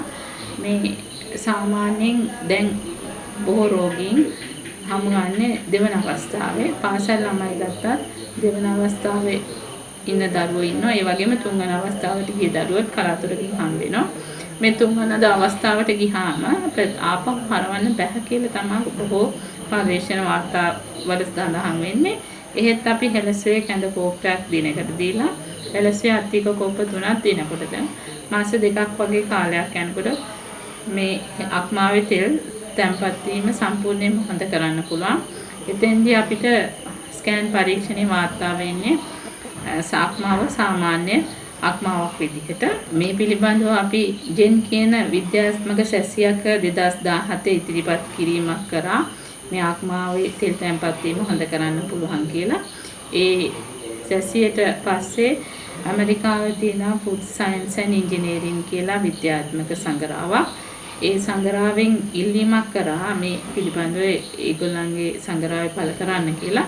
ඊට පස්සේ අපි ඒ රෝගීන් පිළිබඳව අක්මාව තෙල් විතරක් නෙමෙයි දියවැඩියාවත් මේ හෙළසුවේ කැඳේ හොඳ වෙන පිළිබඳව රෝගීන් වාර්තා විශ්ලේෂණය කළා. ඒ සංග්‍රහවට යවුවාම ඒ සංග්‍රහයේ 2019 ජනවාරි කලාපයේ මේ තොරතුරු පළ කරා. තවත් අපිට තියෙන ප්‍රශ්නයක් තමයි දරුවන්ගේ මන්ද පෝෂණය. විශේෂයෙන්ම කුඩා දරුවන් වයස අවුරුදු 5ට අඩු දරුවෝ ගත්තාම ඒ දරුවන්ගේ බර බලනවා වයසත් එක්ක ලදරු වර්ධක සටහනේ මේක ලකුණු කරනවා. එතෙන්දී මේ දරුවගේ බර අඩු වෙන එක ඒ මවට බරපතල ප්‍රශ්නයකට මුහුණ දෙන්න. මොකද මේ දරුවන්ට දෙමාපියෝ ඛණ්ඩ නොදී නෙමෙයි මේ මට්ටමට වැටලා තියෙන්නේ. සමහර අවස්ථාවල ඒ දරුවන්ට කෑම දෙන්න මේ දෙමාපියෝ වැඩි මුදලක් වියදම් කරනවා වගේම වැඩි කාලයකුත් ගත කරනවා අනිත් දරුවන්ට සාපේක්ෂව. එතන සමහර අවස්ථා තියෙනවා දරුවා කෑවත් දරුවගේ බර වැඩි වෙන්නේ. සමහර අවස්ථා තියෙනවා දරුවෝ කෑම කන්න මැලි වෙනවා. දරුවන්ගේ රුචිකත්වය අඩුයි. ප්‍රොෆෙසර් ටී.ඩබ්ලිව්. වික්‍රමනායක මහත්මයා 1980 දී පළ කරන ෆුඩ් ඇන්ඩ් නියුට්‍රිෂන් පොත තමයි අපේ මූලික වෛද්‍ය උපාධියේ ඒ වගේම කැලණියේ ආහාර හා පෝෂණ පිළිබඳ පශ්චාත් උපාධියත් පරිශීලනය කරන්නේ. මේ පොතේ 279 වෙනි පිටුවේ සඳහන් වෙනවා ඒ වෙනකොටත් අවුරුදු 15කට වැඩි කාලයක් තුළ ලංකාවේ ත්‍රිපෝෂ දුන්නත් අඩු පෝෂණ උණ පෝෂණය අඩු වෙලා නැති බව. ත්‍රිපෝෂක ෆුඩ් සප්ලිමන්ට්ස් වලට වැටෙන්නේ ගැන සාමාන්‍ය කෑම එකත් එක්ක අතිරේක ආහාරයක් විදිහට දීලා තිනවා ගෝතමාලාවෙත් මේ වගේම ආහාරයක්. ඒකෙදිත් ඒගොල්ලන්ට අඩු පෝෂණය උණ පෝෂණය මගාරන්න බැරි වුණායි කියලා සඳහන් වෙනවා. හැබැයි ලැසුවේ කැඳ එක මම මාස 6 ඉඳන් ඒ කියන්නේ කෑම පටන් ගත්ත දරුවන්ට දුන්නා.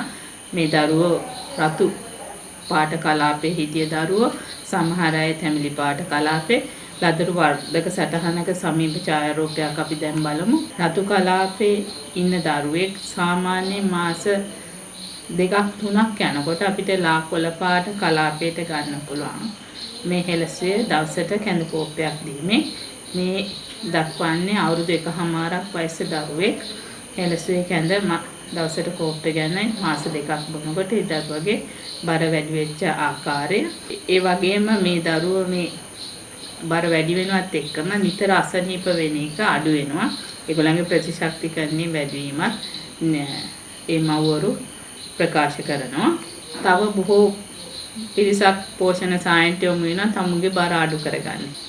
ඉන රෝගීන්ගෙන් එක රෝගියෙක් පිළිබඳ විස්තරයක් ඉදිරිපත් කරන්න මෘදුකාංක ඉංජිනේරු මහත්මයෙක් උට අවශ්‍ය වෙනවා අයෝමය පුරුෂයන්ගේ තරඟයට ඉදිරිපත් වෙන්න. මේ දරුවගේ බර කිලෝ 102ක් කිලෝ 75 බර පන්තියෙන් තමයි තරඟ කරන්න අවශ්‍ය වෙලා තිබුණේ. ඒ හින්දා ජිම් එකකට ගිහින් එක්සර්සයිස් කරන්න පටන් ගන්න තිබුණා. ඒ ජිම් එකේ නිර්දේශ කරලා තිබුණා බත් සහ එළවලු පළතුරු වලට අමතරව මස් ග්‍රෑම් 240ක් දිනකට සම්බලා ලුණු දාලා කන්නත් බිත්තර 2ක් ගන්නත් තව විශේෂ කිරි වර්ග සහ විටමින් වර්ග. මේ එක්සර්සයිස් සහ මේ ආහාර වට්ටෝරුව අනුගමනය කළ මාස 3ක් යනකොටත් කිලෝ 5ක් තමයි අඩු වෙලා තිබුණේ. මේ දරුවගේ අම්මා ගුරුවරියා අම්මා බය වුණා මේ මාස් බිත්තර අධික ලෙස පරිභෝජනයත් විවිධ කිරි වර්ග සහ විටමින් වර්ග අරගෙන මේ දරුවා අසනීප වෙයි කියලා. අම්මට ඇති වෙච්ච බය හින්දා අම්මා මගේ සායනට එකන් ආවේ.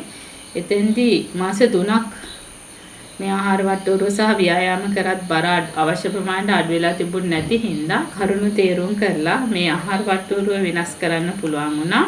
හෙළසුවේ පාරම්පරික හාල් වලට හෙළසුවේ කැඳයකට ඒ වගේම අර විශේෂ විටමින් සහ කිරි වර්ග ඉවත් කරලා මස් පාස පරිභෝජනයේ ඉතා අවම මට්ටමකටත් ගෙන්න පුළුවන් වුණා.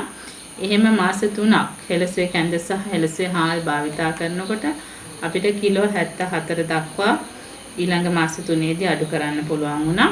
ඒ තරඟෙට ඉදිරිපත් වුණාම ඒ තරඟෙන් දෙවන ස්ථානය ලබා ගන්න පුළුවන් වුණා. මෙතෙන්දී වැදගත් දේ තමයි ඒ පේශි වර්ධනය කරන ගමන් තමා බර අඩු කරේ. ඒ හින්දා ඒ තරඟයට ගියාම ඒ තරඟයෙන් දෙවන ස්ථානය ලබා ගන්න පුළුවන් වුණා. අපේ රටේ දසමහ යෝධයෝ හිටියයි කියලා අපි දන්නවා. එතකොට ඒ අයගේ ආහාරය උනේ අපේ සාම්ප්‍රදායික ආහාරය. මේ පිළිබඳව අපි තවදුරටත් අධ්‍යයනය කළ යුතුයි ඉස්සරහට. අන්තිම දවස් වනකොට හෙළසුවේ කැඳ කෝප්ප 3ක් පානය කරා මේ තරුණයා තරඟයට යනකොට. මේ අත්දැකීමත් එක්ක ICU වල ඉන්න අසාධ්‍ය රෝගීන්ට අංශපාග වගේ එකතෙන් වුණු රෝගීන් සඳහා හෙළසුවේ කැඳේක නිර්දේශ කරන්න ගත්තා. එක දරුවෙක් අවුරුදු 19යි. මේ දරුවා මොටර් සයිකලයක් පැදගෙන යනකොට ලොරියක හැප්පිලා අනතුරකට ලක් වෙලා ගම්පහ රෝහලට ගෙනත් තිබුණා. ඔහේ බලාගත්තට බලාගෙන ඉන්න අතපය මුකුත් හොල්ලන්න බෑ. මෙහෙම දිගින් දිගටම ඉන්න හින්දා පිටේ තුවාල ඇවිල්ලා තිබුණා. අධික උණක් තිබුණා. මේ දරුවාට ආහාර ලෙස නිර්දේශ කරේ හෙළසුවේ කැඳේක. ආමාශයට දාපු බටේකින් තමයි මේ දරුවට මේ කැඳ දුන්නේ. එහෙම දෙනකොට මේ දරුවාගේ අර අධික උණ අඩු වෙලා පිටේ තියෙන තුවාල හොඳ වුණා.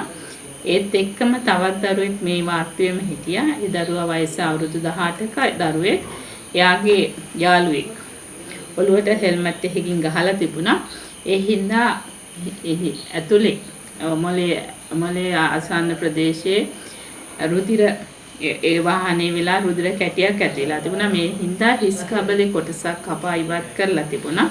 ඔළුවේ එළියට ලොකු ගෙඩියක් විදිහට තමයි ඒක පේන්න තිබුණේ. කොළඹ ස්නායු ශල්‍ය ඒකකයෙන් තමයි මේ සත්කම කරලා ගම්පහට එවලා තිබුණේ. එතෙන්දී කොළඹදී මිල අධික කිරි වර්ග 3ක් පැය 3න් 3ට ආහාර ලෙස නිර්දේශ කරලා තිබුණා. ඒ දරුවටත් ආහාර දුන්නේ නහය හරහා ආමාශයට දාපු බටයක් හරහා බෙල්ලේ මෙතෙන්ට හුස්ම ගන්න සම්බන්ධ කරලා තිබුණා. මේ දරුවට මේ කිරි වර්ග දෙනකොට දෙන අතරතුර කාලේ ගම්පහ රෝහලේදී අධික උණක් තිබුණා. නියුමෝනියා තත්ත්වයට ගිහින් තිබුණා. ඒ වගේම මුත්‍රාවලට විස බීජ ගිහින් තිබුණා. පිටේ තුවාල ඇවිත් තිබුණා.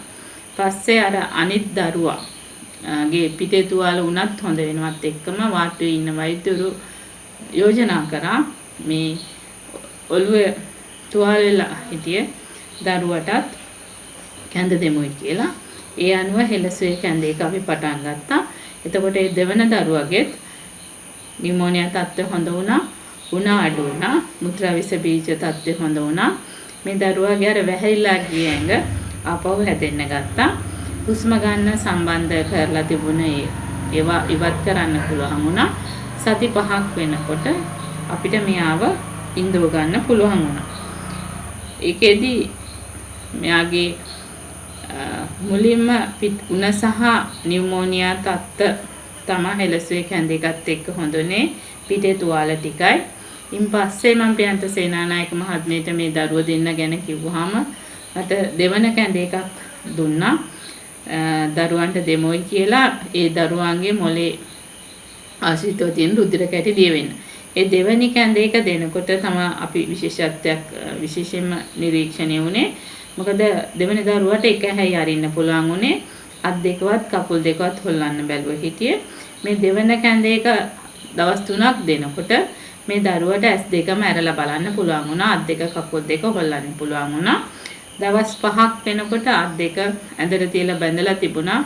බට අදින හින්දා සති 5ක් වෙනකොට මෙයාව නැගිටවලා ඉඳ ගන්න පුළුවන් වුණා. මං කියන දේ අවබෝධ කරගෙන ඡායාරූපේ ගන්නකොට මන් දිහා බලන්න තරම් අවබෝධයක් ලැබුණා. එතනින් පස්සේ අර හන්දි වල තදවීමක් තිබුණා. අතේ සහ කකුල් වල හෙළසුවේ නිල වෙදකමට යොමු කරාට පස්සේ මේ දරුවට හොඳින් ඇවිදින්න පුළුවන්. දැන් සාමාන්‍ය ජීවිතයක් ගත කරනවා. ඇත්තටම මම ඒ දරුවන්ට හෙළසුවේ කැඳේක දෙනකොට ඒ දරුවෝ හොඳ වෙයි කියලා අදහසක් තිබුණේ නැහැ. ඊට අසාධ්‍ය තත්ත්වයේ තමයි හෙළසුවේ කැඳේකත් එක්ක මේ පියන්ත අක්කා දෙවෙනි පාර්ටි ඉදිරිපත් කරපු අනිත් කැඳේකයි එක්ක අද ඒ දරුවා සාමාන්‍ය මට්ටමට ඇවිල්ලා තියෙනවා.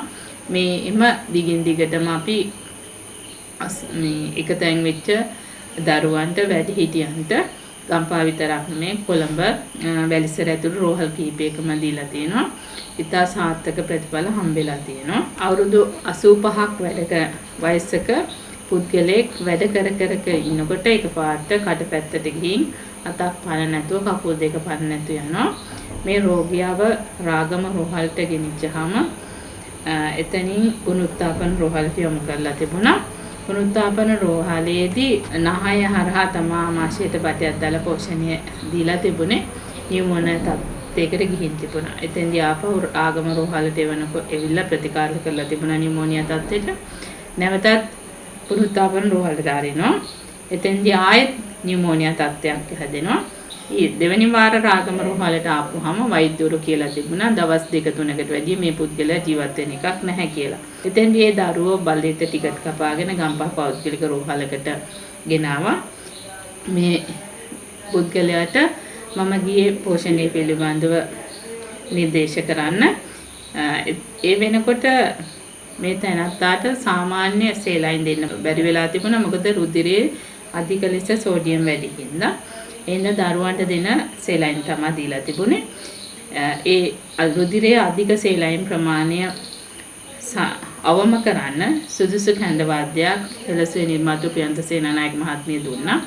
ඒ කැඳ එකත් හෙළසුවේ කැඳ එකත් එක්ක පළතුරු විෂ දීලා දවස් 7ක් යනකොට මේ රෝගියව ගෙදර අරින්න පුළුවන් වුණා. ඊළඟට ආහාර දෙන්න ආමාශයට හමහරහා එළියෙන් පෙක් කියන බටයක් දාලා තිබුණේ. ඒ බටේ ඉවත් කරන්න පුළුවන් වුණා 2017 නොවැම්බර් වල. මොකද ඒ වෙනකොට කටින් කන්න පුළුවන් කමක් ආවා. ඒ හින්දා ඒ බටේ අයින් කරන්න දෙවෙනි පාර ආපුවම තමයි මේ දෙවෙනි ඡායාරූපය ගත්තේ. මේ වගේ අසාධ්‍යය. ඒ කියන්නේ අවුරුදු 85 ආසන්නයේ හිටිය රෝගීන් කිහිප දෙනෙක්ගේ වාර්තා තියෙනවා. ඒ අය පෝෂණය හදපුවම නැගිට්ටා ඉතා කෙටි කාලයක් තුලදී. ඒ වගේම පිටගැස්ම රෝගීන් 4 දෙනෙකුට මේ වෙනකොට මම හෙළසුවේ කැඳ දීලා තිනවා. සාමාන්‍ය අවුරුදු 60ක් විතර වෙනකොට පිටගැස්ම රෝගයේ අවදානම වැඩි. ඒ කියන්නේ මැරෙන්න පුළුවන් කියලා කියන්නේ. මේ පිටගැස්ම රෝගියා මාසයක් ICU එකේ හිටියා. මම යනකොට අධික ලෙස වුණ තිබුණා. ඒ වගේම ඒගොල්ලන්ගේ අර පේශි සැරින් සැරේ ගැහෙනවා. මේ තත්ත්වත් එක්ක තමයි හිටියේ. අත් දෙක හොඳටම ඉදිමිලා තිබුණේ. හෙළසුවේ කැඳ එක දෙනකොට ඒ ගැස්ම අඩු වුණා, උණ අඩු වුණා. එතනින් පස්සේ රාත්වල තියෙන ඉදුම් අඩු කරන්න ලුණු කැඳ තමයි භාවිතා කරේ. හෙළසුවේ කැඳත් ලුණු කැඳ එකත් එක්ක තමයි ICU එකෙන් වාට්ටු වලට අරින්න පුළුවන් වුණේ. ඊතනින් පස්සේ තවත් පිටගැස්ම රෝගීන් 3 දෙනෙකුට අපි මුලින් ඉඳන්ම හෙළසුවේ කැඳ සහ ලුණු කැඳ දීලා ඉතා ඉක්මනින් ගෙදරට අරින්න පුළුවන් වුණා. මේ රෝගීන් ගැන පසු විපරම් කරනකොට කිසිම අතුරු ආබාධයක් නැතුව තාමත් ජීවිතුන් අතර ඉන්නවා කියලා දැනගන්න ලැබුණා. මේ අයුරින් නොවන රෝග 22කට නොඅඩු ප්‍රමාණයකට මේ හෙළසුවේ කැඳ එක මගින් හොඳ වීමක් හෝ පාලනීය වීමක් නිරීක්ෂණය කරා. අපි තව දැක්කා ગેස්ට්‍රයිටිස් හොඳ වෙනවා. හන්දි අමාරු ගත්තාම මේ පොඩි හන්දි නම් සති 3ක් වගේ කාලයක් හෙළසුවේ කැඳ එක සහ හෙළසුවේ අධික පානේ පානය කරනකොට හොඳ වෙනවා. දනිස් වගේ හන්දි සමහරවිට කැඳ සති 6ක් විතර දිගටම පානය කරන්න වෙනවා. පීනසය සහ ඇදුම රෝගය හොඳ වෙනවා හෙළසුවේ කැඳ පානයත් එක්ක. මේ වගේම හිමොග්ලොබින් වැඩි වෙනවා. හිමොග්ලොබින් වැඩි වීම ළමයින්ගේ ලොකු අයගේ වගේම ගර්භණී අයගෙත් මම දැක්කා. හෙළසුවේ කැඳ කෝප්පේ බැගින් බොනකොට සති 2කදීත් අපි දැක්කා හිමොග්ලොබින් ග්‍රෑම් 1කින් වැඩි වෙනවා. ඒ වගේම මාස 2ක් විතර යනකොට ග්‍රෑම් 2ක් හෝ ඊට වැඩි ප්‍රමාණයකින් හිමොග්ලොබින් වැඩි වෙනවා. මල් ළඟට හිමොග්ලොබින් අඩුයි කියලා ආවේ නිර්මාංශය නෙමෙයි. සාමාන්‍ය මස් මාළු විතර කන අය. ඒක විශේෂයෙන්ම කියන්න ඕනේ. එතකොට හෙළසුවේ කැඳ එක දෙනකොට සමහර රෝගී නිර්මාංශ වුණා. ඒ නිර්මාංශ වෙලත් ඒ අයගේ හෙළසුවේ කැඳ එකත් එක්ක හිමොග්ලොබින් ප්‍රමාණය වැඩි වුණා. ඒ වගේම ආහාර මාර්ගයේ තියෙන සංකූලතා, මල පහ කිරීමේ අපහසුතා, ඒ වගේම පාචනය වගේ රෝගී තත්ත්වත් මේ හෙළසුවේ කැඳ එක එක්ක හොඳ වෙනවා. ඒකම හෝමෝන ප්‍රශ්න ගලගන්නේ සමහර රෝගීන්ට මාසුද්ධිය හරියට හැදෙන්නේ නැති කාන්තාව ඇවිත් තියෙනවා. ඒගොල්ලන්ගේ මාසුද්ධිය ක්‍රමවත් වෙලා දරුවෝ පිළිසිඳගත් අවස්ථා තියෙනවා. තව අපේ තියෙනවා සම්බන්ධක පටක රෝග, SLE වගේ මේවා ටිකක් භයානකයි. ඒ වගේම නිශ්චිත ප්‍රතිකාරයක් නැහැ. තව රුධිර පට්ටිකා අඩුවීමක් තියෙනවා, ITP කියලා අපි හඳුන්වනවා. ඒ වගේම පාකින්සන් රෝගී තත්ත්ව මේ කැඳ දෙනකොට හොඳින් පාලනය වෙලා තියෙනවා. ඒ වගේම තමයි පිත්තාශය සහ වකු අඩුගල් පිරුණු අවස්ථා මේ කැඳ පානයත් එක්ක වාර්තා වෙලා තියෙනවා. මේ අයුරින් බෝ නොවන රෝග ගත්තාම සාර්ථක ප්‍රතිඵල ලැබිලා තියෙනවා. ඒ වගේම බෝ වන රෝග ගත්තත් අපි දැක්කා ඩෙන්ගු රෝගීන්ට කැඳේක දෙනකොට ඒගොල්ලන්ගේ අමාරු සංකූලතා අඩු වෙනවා. ඒ වගේම අර කැම පිළියෙනවා. මේ වගේ ICU වල ඉන්න රෝගීන් ගත්තා ඩෙන්ගු වගේ රෝගීන් ගත්තාම කැම පිළිය හරියනවා ඉක්මනින්. එයාගේ සුව වීම ඉක්මන් කිරීමක් සිද්ධ වෙනවා. මේ හෙළසුවේ කැඳේගේ එක හෙළසුවේ අධික පානයක් රෝගීන්ට දුන්නා. අධික පානය විතරක් භාවිතා කරපු රෝගීනුත් ඉන්නවා. රුධිරයේ සීනි මට්ටම හොඳ වුණ, ඒ වගේම රුධිරයේ කොලෙස්ටරෝල් මට්ටම හොඳ වෙච්ච රෝගීන් වාර්තා වෙලා තියෙනවා. ඒකම දුම්හත්ය ගැන කියනකොට හෙළසුවේ දුම්හත්ය මේ වෙනකොට මම ගෙදර අවුරුදු 5කට වැඩි කාලයක් භාවිතා කරලා තියෙනවා. මගේ දරුවොත් මමත් අසනීප වෙච්ච අවස්ථාවල අපිට ප්‍රතිජීවක හෝ පැරසිටමෝල් අවශ්‍ය වුණේ හෙළසුවේ දුම්හත්යයි මේ හෙළසුවේ කැඳ සහ අධික පානය භාවිතා කිරීමත් එක්ක මේ කාලය තුල මම විතරක් නෙමෙයි මගේ අම්මා තාත්තා සහ සහෝදරයෝ නේද බොහෝ පිරිසක් භාවිතා කරලා තියෙනවා. මගේ අම්මට සෙලුලයිටිස් හැදිලා කරේ හෙළසුවේ දුම්හත්යත් හෙළසුවේ කැඳ දීමත් එතෙන්දී ඇත්තටම කකුල ගොඩක් ඉදිමිලා රතු වෙලා තිබුණා. රෝහල් ගෙනිච්චා නම් ඒ කකුල පළල සැත්කමක් කරන මට්ටමකට කකුල ඉදිමිලා තිබුණේ. ඒ වුණාට හෙළසුවේ දුම්හත්යත් හෙළසුවේ කැඳ එකක් දෙනකොට අඩු වුණා. ඒ වගේම නැවත මේ සෙලුලයිටිස් හැදුනෙත් නැහැ.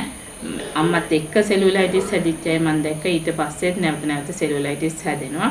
සාමාන්‍ය ප්‍රතිකාර ගත්ත හැකි. ඒ වගේම මගේ එක දරුවෙකුට ආත්මා ප්‍රදාහය ඇදිලා ඇස් ඉඳන් කහපාට වෙලා තිබුණා. ඒ මම කරේ හෙළසුවේ දුම්හත්ය දුම් අල්ලලා තබලා හෙළසුවේ කැඳ තමයි දුන්නේ. හෙළසුවේ අධික පානයත් එක්ක. මේ වගේ විවිධ රෝගවලට පවුලේ සහ නෑදෑයන්ගේ භාවිතා කරලා තියෙනවා. ඒ වගේම මගේ සායනිටින් රෝගීන්ගේ ගත්තාම හන්දිය අමාරු ඉරුවාරදේ සයිනසයිටිස් වගේ තියෙන රෝගීන්ට හෙළසුවේ දුම්හත්ය නිර්දේශ කරලා සාර්ථක ප්‍රතිඵල ලැබලා තියෙනවා. මේ රෝගීන්ගේ වාර්තා දිගින් දිගටම අපි එකතු කරගෙන යනවා. බොහෝ රෝගීන් ඉන්නවා. රෝගීන් කීප දෙනෙක්ගේ විස්තරයක් තමයි ඉදිරිපත් කරේ. මේ දිනවල අපිට තියෙන ලොකුම ප්‍රශ්නේ තමයි COVID-19 ආසාදනය. මේ ආසාදනයේදී ආහාරයේ වැදගත් වෙනවා අවස්ථා දෙකක් විස්තර කරන්න පුළුවන්. එකක් තමයි රෝගය වැළැක්වීම සඳහා අවශ්‍ය ප්‍රශස්ත ප්‍රතිශක්තිකරණය ඇති කර ගැනීම. මේ වෙනකොට අපි දැක්කා මම විතරක් නෙමෙයි හෙළසුවේ සම්බන්ධ ආයුර්වේද සහ බටහිර වෛද්‍යවරුන් මේ හෙළසුවේ දුම්හත්යේ සහ හෙළසුවේ කැඳ හෙළසුවේ අධික පානය පිළිබඳ අත්දැකීම් ලැබලා තියෙනවා.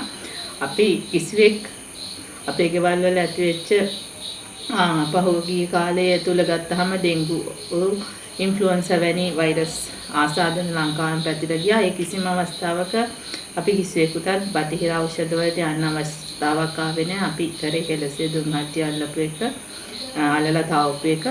අපි දැකපු එක තමයි උණ සාමාන්‍යයෙන් දුම්හත්ය දෙපාරක් දුම් අල්ලලා තවනකොට අඩු වෙනවා. දවස් දෙකක් යනකොට සාමාන්‍ය මට්ටමට එනවා. දවස් 3 වෙනි දවස් වෙනකොට දරුවෙකුට නම් පාසල් යන්න පුළුවන් වෙනවා. අපි වැඩටත් ගිහින් තියෙනවා. ඒක හෙළසුවේ දුම්හත්ය සමග අපි පොල් කිරි කැඳ බොනවා. ඒ වගේම හෙළසුවේ කැඳ එකත් පානය කරනවා. ඒ වගේම හෙළසුවේ අධික පානය ගන්නවා. තව දියර ප්‍රමාණය වැඩි කරනවා. පළතුරු යුෂෝ තැඹිලි ඒ වගේම අපි හදා ගන්නවා ක්‍රීම් සෝඩා පානයක්. මේවත් එක්ක දිවර ප්‍රමාණය වැඩි කරගෙන පහුගිය කාලවල ආව උණ වසංගත වලට මුහුණ දුන්නේ.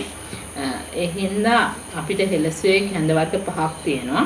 දිනකට එක් කැඳ වර්ගයේ බැගින් හදා ගන්න පුළුවන්. එක්කෙනෙකුට අවශ්‍ය වන්නේ මිලිලිටර් 200ක ඒ කියන්නේ සාමාන්‍ය PVC කෝප් එක ප්‍රමාණයක්.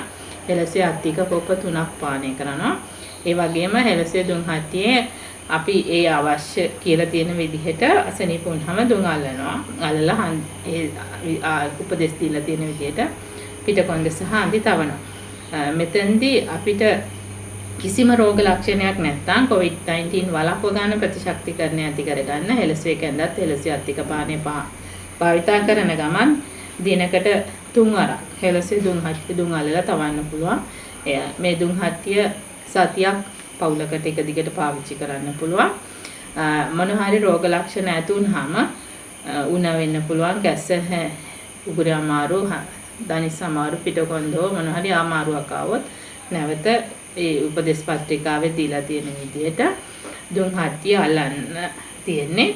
මේ වෙනකොට අපිට බොහෝ රෝගීන් වාර්තා කරලා තියෙන ඒගොල්ලන්ගේ උගුරේ අමාරු හොඳ වුණා, උණ හොඳ වුණා, ඇඟට තිබ්බ අමාරු හොඳ වුණායි කියලා. ඒ වගේම ඔබ මේ වෙනකොට අසා ඇති COVID-19 හැදුන රෝගීන් හෙළසුවේ කැඳ පානයත් සමග මේ ඇයට තිබුණු ආහාර ගැනීමේ අපහසුතාව හොඳ වුණායි කියලා වාර්තා කරලා තියෙනවා. ඒ වගේම දැන් හෙළසුවේ කැඳ සහ හෙළසුවේ දුම් හත්තිය අල්ලලා රෝගී සුව වුණ වෛද්‍යවරුන් ගැන මේ වෙනකොට ඔබ දන්නවා. අපිට මේ වසංගතයෙන් බේරෙන්න තියෙන හොඳම ඖෂධය විදිහට මම දකින්නේ හෙළසුවේ දුම් හත්තියත් ඒක හෙළසුවේ කැඳත් පානය කරන එක. දැන් මම ගම්පහ දිස්ත්‍රික් මාරෝවාලේ මේ COVID-19 රෝග ලක්ෂණ ඇති අයට ප්‍රතිකාර කරන්න වෙනම ඒකකයක් හදලා තියෙනවා පීවකෝණ කියලා. එතන තමයි මේ දවස්වල සේවයට අනුයුක්ත වෙලා ඉන්නේ. මම ඒ රෝගීන්ට බයක් නැතුව ප්‍රතිකාර කරන්නේ. මම හෙළසුවේ දුම් හත්තියත් හෙළසුවේ කැඳත් භාවිතා කරන හින්දා. ඒ වගේම මම විතරක් නෙමෙයි මේ වෙනකොට ගම්පහ විතරක් නෙමෙයි වැලිසර, රාගම, කළුතර, IDH එක, කොළඹ මහරෝවල ඇතුළු බොහෝ රෝහල්වල මේ වෛද්‍ය සහ හිතකාර මණ්ඩලය හෙළසුවේ දුම් හත්තිය භාවිතා කරනවා. හෙළසුවේ කැඳ සහ හෙළසුවේ අත්තික පානීය භාවිතා කරනවා මේ රෝගය වළක්වා ගැනීම සඳහා. ඉතින් ඔබටත් මේ මාරාන්තික රෝගයේ අවදානමෙන් මිදෙන්න පුළුවන්. ඒ සඳහා ප්‍රතිකාරයක් තියෙනවා. ඔබට වැඩි විස්තර හෙළසුවේ තිතක් ORG වෙබ් අඩවියෙන් ලබා ගන්න පුළුවන්. දහනක වෛද්‍යතුමනි අපිට ඊළඟට ඔබ පැහැදිලි කරන්නකෝ මේ ඔබතුමාගේ අත්දැකීම් මේ හෙළ නිල වෙදකමින් රෝගීන් සුවපත් කරපු අත්දැකීම්. මේ වගේම මේ මෑතකදී අපිට අහන්න ලැබුණා මේ කොරෝනා රෝගය සමග මේ හෙළසුවේ වෙදකම විදේශවල පාවිච්චි කළ ප්‍රතිචාර ඇවිල්ලා තිබුණා. ඒ සම්බන්ධයෙන් අපිව දැනුවත් කරන්නකෝ. ඉතින් පහුගිය කාලේ අපිට මාධ්‍යවල නිරාවරණය වන්න උනේත් මේ 2005 සිට මේ හෙළසුවේ තුළ පාවිච්චි කරු මේ දුම් හට්ටිය සමාජගත කරන්න අවශ්‍ය උනේ සුවිශේෂ ප්‍රතිකාර ක්‍රමයක් නැති මේ කොවිඩ් වසංගතය. ඒ වගේම වැළකීමේ ක්‍රමයක් නැති මේ කොවිඩ් වසංගතය සඳහා අපි මේ තාක් අත්විඳි එහි ප්‍රතිඵල භුක්ති විඳින වෛද්‍යවරු කණ්ඩායමක් විදිහට මේක සමාජගත කරන්න. ඉතින් මෙතෙන්දී අපි පහුගිය දැන් ඊට මාසයකට පමණ කාලයකට ඉහතදී මේ රෝග වසංගතය ලංකාවේ උත්සන්න වෙනකොට අපිට ලැබෙන උපදෙස් එක්ක මුල්ම කොවිඩ් රෝගියාට මේ කැඳ දීමේදී ඔහු පැවසුවා මම දැන් මාධ්‍යවල ඔහු ප්‍රසිද්ධිය මේ පිළිබඳව ප්‍රකාශයටපත් කරා. ඔහු පැවසුවේ තමන්ට වතුරක් බොන්න බැරුව උගුරෙන් පල්ලෙහාට ආහාර බෙදක් වතුර උගුරක්වත් ගිලින්න බැරුව ඉන්න අවස්ථාවේදී ඒ තරමටම මේ රෝගයෙන් හින්දා තමන්ගේ කෑම රුචිය අඩු වෙච්ච අවස්ථාවේදී මේ හෙළසුවෙන් යවපු මේ කැඳ නිසා ඔහුගේ කෑම රුචිය වැඩි වුණා. උගුරෙන් පල්ලෙහාට කෑම දමා ගන්න පුළුවන් වුණා. ඉතින් කෑම රුචිය වැඩි වීම කියන එක මම හිතන්නේ අපි වෛද්‍ය විද්‍යානුකූලව බැලුවොත් ඉතා සුවිශේෂ තත්ත්වයක්.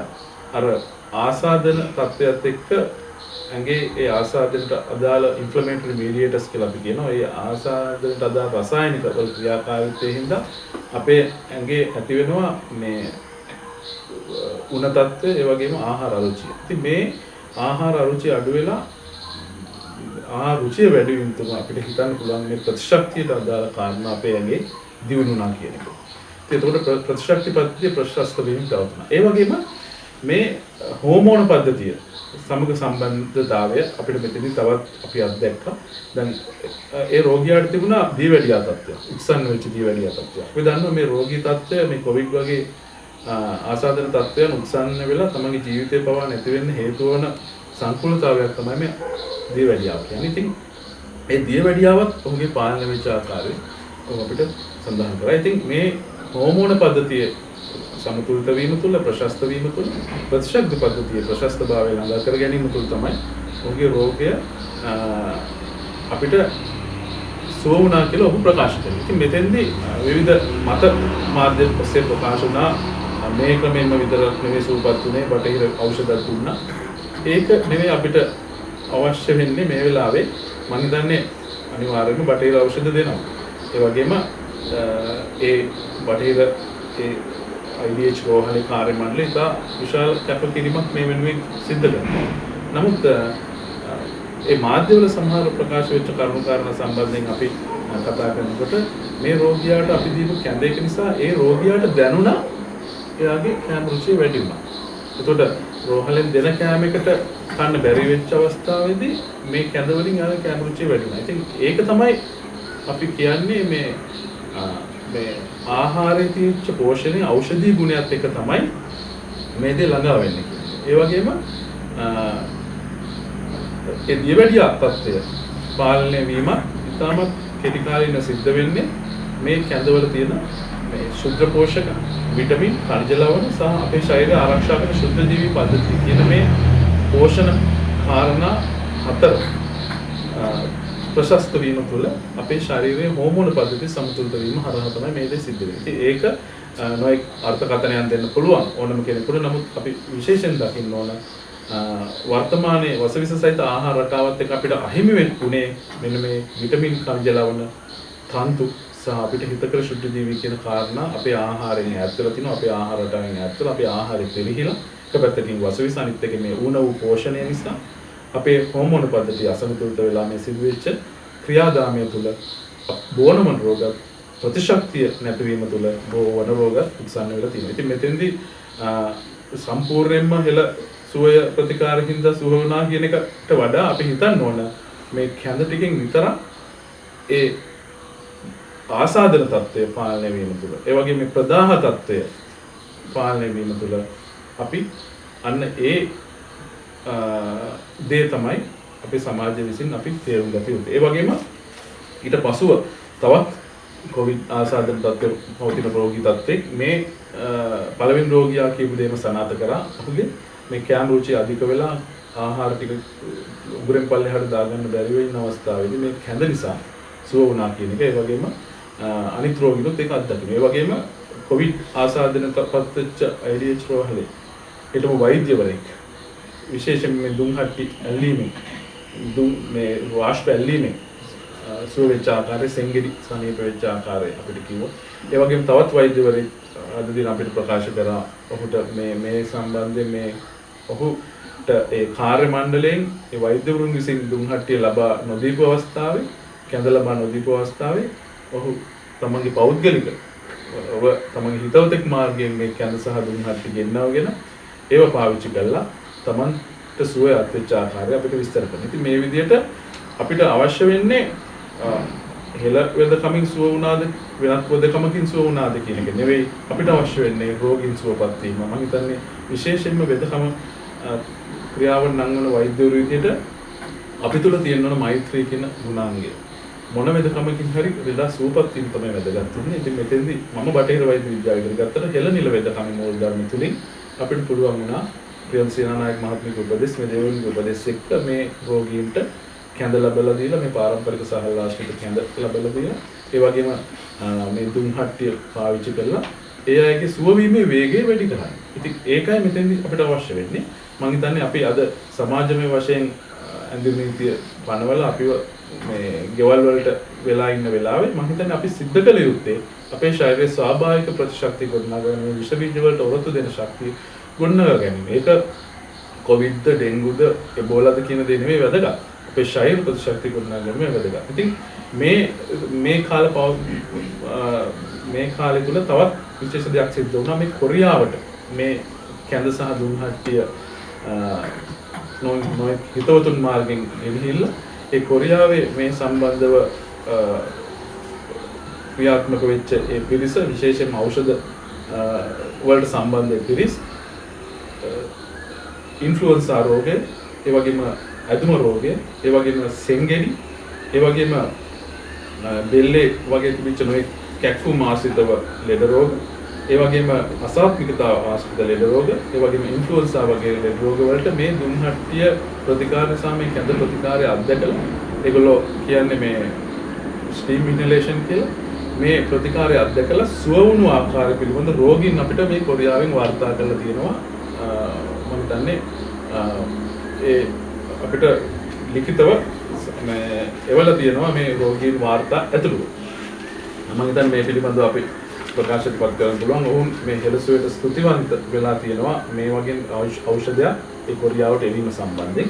ඉතින් මේ වගේ විදේශ රටවලින් අපිට කොරියාවෙන් ලැබෙන ඒ වගේම අද දින අපිට ඊයේ දිනේ අපිට ලැබුණා ඇමරිකාවේ නිව්යෝර්ක්හි ඇල්බර්ට් අයින්ස්ටයින් වෛද්‍ය විද්‍යාලයේ විශේෂඥ වෛද්‍යවරයෙක් විශේෂඥ කායික වෛද්‍යවරයෙක් ඔහු මහලු විය සම්බන්ධයෙන් විශේෂඥ භාවයක් දක්වන වෛද්‍යවරයෙක්. ඔහු කියන්නේ ඔහු මේ මහලුවියට පත්වෙච්ච කොවිඩ් රෝගීන් විශාල ප්‍රමාණයක් එක්ක ඔහු ඒ ප්‍රතිකාර කටයුතු නිරුණා. ඒ රෝගීන්ට නිරාවරණය වුණා. ඉතින් දැඩි රිස්ක් තත්ත්වයක් යටතේ කියලා අවදානම් තත්ත්වයක් යටතේ වෛද්‍යවරයෙක්. ඒ වෛද්‍යවරයාට මේ කොවිඩ් රෝගය හා සම්බන්ධ මූලික ලක්ෂණ පහළ වුණා කියලා කියනවා. ඉතින් ඒ වෛද්‍යවරයා ලංකාවේ මේ දුම්හට්ටිය සහ ගෙනිච්ච මේ දුම්හට්ටිය සහ මම හිතන්නේ ලංකාවෙන් මේ දුම්හට්ටිය පහුගිය දවස්වල ඉතා විශාල ප්‍රමාණයක විදේශ වලට යවුවා. ඒ ඥාතීන් පිරිස විසින් තමන්ගේ ලෙඩ වෙච්ච රෝගීන් වෙනුවෙන් ලෙඩ වෙච්ච තමන්ගේ ඥාති වෛද්‍යවරුන් ලෙඩ වෙච්ච අවස්ථාවලදී මේ කැඳ සහ දුම්හට්ටිය විදේශ වලට යවුවා. මේ ආකාරයෙන් ඉතින් එහෙම එක් වෛද්‍යවරයෙක් අපිට සටහනක් එවලා තියෙනවා ඊමේල් පණිවිඩයක්. ඔහුට මේ විශේෂඥ වෛද්‍යවරයාට ඒ කොවිඩ් රෝගීන් එක්ක ඉඳලා ඔහුටත් කොවිඩ් ආසාදනය මට්ටමක තිබුණා. නමුත් මේ දුම්හට්ටිය අල්ල මේ කැඳ ටික පානය කිරීමේදී ඔහුට ඔහුගේ රෝගී තත්ත්වයන් පහ වුණා විතරක් නෙවෙයි අර කොවිඩ් ටෙස්ට් එක ඒ PCR ටෙස්ට් එක පොසිටිව් වුණෙත් නැහැ කියලා කිව්වා. ඒකින්ද ඒ වෛරසය ඇඟ තුළට ඇතුළු වීමක් හෝ ඇඟෙන් මේ වෛරසයට ප්‍රතිශක්තිය ගොඩනගලා මේ ඇඟෙන් වෛරසය අයින් කිරීමේ මට්ටමක් ඔහු ලැබිලා තියෙනවා. ඉතින් ඔහු විශේෂඥ වෛද්‍යවරයෙක් විදියට ඉතා ප්‍රශංසනීය ලෙස අපිට කියලා තියෙනවා I have tested negative even though I had some symptoms a while back. I truly believe that your medication has been keeping me healthy and immune. ඉතින් මේක එක්තරා උදාහරණයක් අපි පෙන්නන්නේ මේ වගේ විශේෂඥ වෛද්‍යවරු තමන්ගේ අත්දැකීම් ප්‍රකාශ කරනවා. ඉතින් මේ විදිහට අද විදේශීය රටවල් වලට මේක සීග්‍රයෙන් අපිට යන මට්ටමක් වෙන. ඉතින් කොහොමනත් අවශ්‍ය වෙන්නේ මේක පරිහරණය කිරීමත් ඒ තුළින් නිරෝගී ජාතියක් ගොඩනැගීමක් පමණයි. ඒක මේ රටේද විදේශ රටකද කියලා අපිට ප්‍රශ්නයක් නැහැ. දෙමළ සිංහල මුස්ලිම් දෙකෙන් අපිට ප්‍රශ්නයක් නැහැ. මම දන්නේ මේ වෙනකොට මේ දුම්හට්ටි සහ කැඳවල පළ නෙලා ගන්න බොහෝ දෙමළ පිරිස් ඉන්නවා. ඒ වගේම මුස්ලිම් පිරිස් වැඩිපුර ජීවත් වෙන කල්මුනේ වගේ ප්‍රදේශවල විශාල වශයෙන් මුස්ලිම් ජාතිකයන් මේක පරිහරණය කරනවා. ඒකින්ද මේක මේ එක ආගමකට ජාතික සීමා වෙච්ච වෙදකමක් නෙවෙයි. අපි වෛද්‍යවරු විදියට අපේ මෛත්‍රී තියෙනවා සියලු සත්‍යයන් වෙනුවෙන්.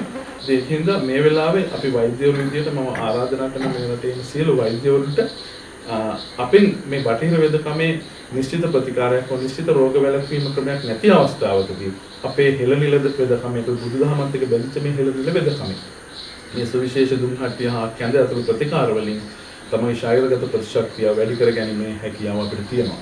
ඉතින් අපි මම හිතන්නේ මේ පිළිබඳව නැවතත් වශයෙන් මම ප්‍රකාශ කරන්නේ එක වෙදකමක් පරය අනිත් වෙදකම ඉස්මතු කරන්නට ධර්ම උත්සාහයක් නෙවෙයි මේක. අපේ මෛත්‍රී මූලිකව අපි මේ රටේ මිනිස්සු සුවපත් කරන්න අවශ්‍ය ධර්ම ප්‍රයත්නයක එක්තරා සම්දිස්ථානයක් කියලා මේ වඩාත් විශේෂයෙන්ම කියන්න කැමති සියලු දෙනාට. දානක වෛද්‍යතුමනි අපි දන්නා විදිහට ඔබතුමා මෑත ඉතිහාසයේ බොහෝ රෝගීන් සුවපත් කරලා තියෙනවා මේ හෙළසුවේ හෙළ නිල වෙදකම හරහා. ඔබතුමාගේ අත්දැකීම අපි දැනගන්න කැමති ඒ සම්බන්ධයෙන්. ඒ වගේම මෑතදී ලෝකෙටම ප්‍රශ්නයක් වූ කොරෝනා වසංගතය. මේ වසංගතයේදී මේ හෙළසුවේ හෙළ නිල වෙදකම විශේෂයෙන්ම දුම්හට්ටිය සහ කැඳ වර්ග අපේ රටේ විතරක් නෙමෙයි විදේශවල පවා රෝගීන් පාවිච්චි කරලා ප්‍රතිචාර දක්වලා තියෙන හෙළසුවේට ඒ සම්බන්ධයෙන් අපිට දැනගන්න ලැබුණා. මේ සම්බන්ධයෙන් අපිට කෙටියෙන් පැහැදිලි කරන්නකෝ. මෙහිදී අපි දැක්ක සුවිශේෂ කාරණයක් තමයි මේ රෝහල් වල විශේෂම IDH රෝහලේ සහ ජාතික රෝහලේ වෛද්‍යවරුන් සංවිධානය කළා ඔවුන් මේ ප්‍රතිකාර ක්‍රමය අනුගමනය කරනවා. විශේෂයෙන්ම දැන් හෙළසුවේ අපි ගත්තොත් හෙළසුවේට පහුගිය කාලේ ඒ ප්‍රතිකාර ක්‍රමය අනුගමනය කරන්න දුම්හට්ටි සහ ඒ කැඳගත් පිරිස අතරේ වෛද්‍යවරු ඉතා විශාල වශයෙන් හිටියා. මොකද හේතුව මේ වෛද්‍යවරු බොහෝ විට ඒ වගේ රෝගීන් නිරාවරණය වීමේ විශේෂ අවධානමක් තිබුණා. ඒතර ඒ වෛද්‍යවරු විශේෂයෙන්ම අපිනුත් විමසලා මේ ප්‍රතිකාර ක්‍රමයට එළඹුණා. විශේෂයෙන්ම IDH රෝහලේ සහ කොළඹ ජාතික රෝහලේ වෛද්‍යවරු. ඒ වගේම විවිධ රටේ නුවර, මීගමුව, ගම්පහ, වැලිසර ලය රෝහල වගේ ඒ රෝහල වල වෛද්‍යවරු මේ රෝග නිවාරණ ක්‍රමවේදය වෙත යොමු වුණා අපි දැක්කා. ඉතින් මේ අතර විශේෂඥ වෛද්‍යවරු ආයුර්වේද වෛද්‍යවරු බොහෝ අය මේ පිරිස අතර ඉන්නවා තමයි අපි දැක්කේ. ඉතින් මෙතෙන්දී අවශ්‍ය වෙන්නේ ඇත්තටම වෛද්‍යවරු විදියට අපි නිරෝගී වෙන්න ඕන මූලිකව. ඉතින් ඒ සඳහා මම හිතන්නේ වෛද්‍යවරු නැඹුරු වෙලා ඒ ප්‍රතිකාර ක්‍රමය අනුගමනය කිරීම සම්බන්ධයෙන් මම හිතන්නේ අපි ලොකු සෑහීමකටවත් වෙනවා වෛද්‍යවරු සම්බන්ධයෙන්. නමුත් මම හිතන්නේ ඒ වගේම සමාජගත වීමක් මේදී අවශ්‍යයි. අනිත් සමාජයේ අනිත් පිරිසට මේ ප්‍රතිකාර ක්‍රමය හඳුන්වා දෙමින් එය මේ සඳහා යොමු කරවීමේ අත්‍යවශ්‍ය කාරණා හින්දා තමයි අපි මාධ්‍ය වලට පිවිසිලා මේ සම්බන්ධ පණිවිඩය අපි සමාජගත කරේ. ඉතින් ඒ වගේම මේ කොවිඩ් සහ මේ වන රෝග වලට ප්‍රතිකාර වලට අමතරව අපි පහුගිය අවුරුදු 5ක 6ක කාල පරිච්ඡේදය තුළ මමත් සම්බන්ධ වෙලා විශේෂයෙන්ම හෙළසුවය මධ්‍යස්ථානයේ පැමිණෙන රෝගීන්ට අපි මේ දුම්හට්ටිය, ඒ වගේම මේ කැඳ, ඒ වගේම නිල වේදකමේ නිල තැබීම සහ නිල බැඳීම යන කාරණා ඇතුළු නිල වේදකම සිද්ධ කරා.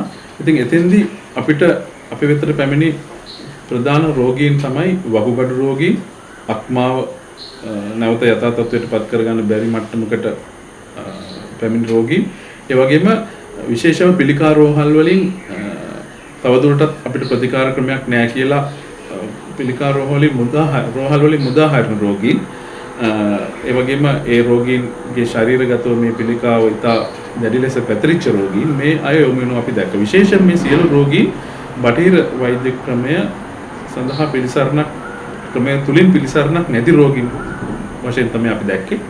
ඉතින් එහිදී අපි දැක්ක ලක්ෂණය තමයි මේ ඇඟ පුරාම පිළිකා පැතිරිච්ච රෝගීන් සඳහා විශේෂයෙන්ම මේ කැඳ සහ මේ දුම්හට්ටිය කියන ප්‍රතිකාරයෙන් තමන්ගේ ශරීරගත ප්‍රතිශක්තිය ඉහළ ගිහිල්ලා මේ පිළිකා සෛල තවදුරටත් වර්ධනය වීම නැති වෙනවා වගේම ඒ ඔඩදුවපු පිළිකා තත්ත්වයන් අඩු වෙලා ඒ අයගේ කැම රුචිය වැඩි වෙලා ඒ අයගේ ශරීරගත වේදනා නැති වෙලා ඒ අයගේ ශරීරගතව තිබිච්ච අර දුර්වලභාවයන් නැති වෙලා ඉතා හොඳ ශරීර මට්ටමකින් පවතින රෝගීන් අද බොහෝමයක් මේ හෙළසුවේ නිලවේද ප්‍රතිකාර ගනිමින් ඉන්න මධ්‍යස්ථානයට පැමිණෙනවා. ඉතින් ඒ දිගටම ප්‍රතිකාර ගන්න පැමිණෙනවා. ඒ වගේම මෙහිදී අපි රෝග ප්‍රතිකාර කරනවට අමතරව ඔවුන් භාවනා මාර්ගයට යොමු කරනවා. විශේෂයෙන්ම අනිත්‍ය මෛත්‍රී භාවනාවට යොමු කරනවා. බුදු ගුණ වැඩිම ආදී භාවනාවලට යොමු කරනවා. ඒ රෝගීන් ඒ භාවනාවත් එක්ක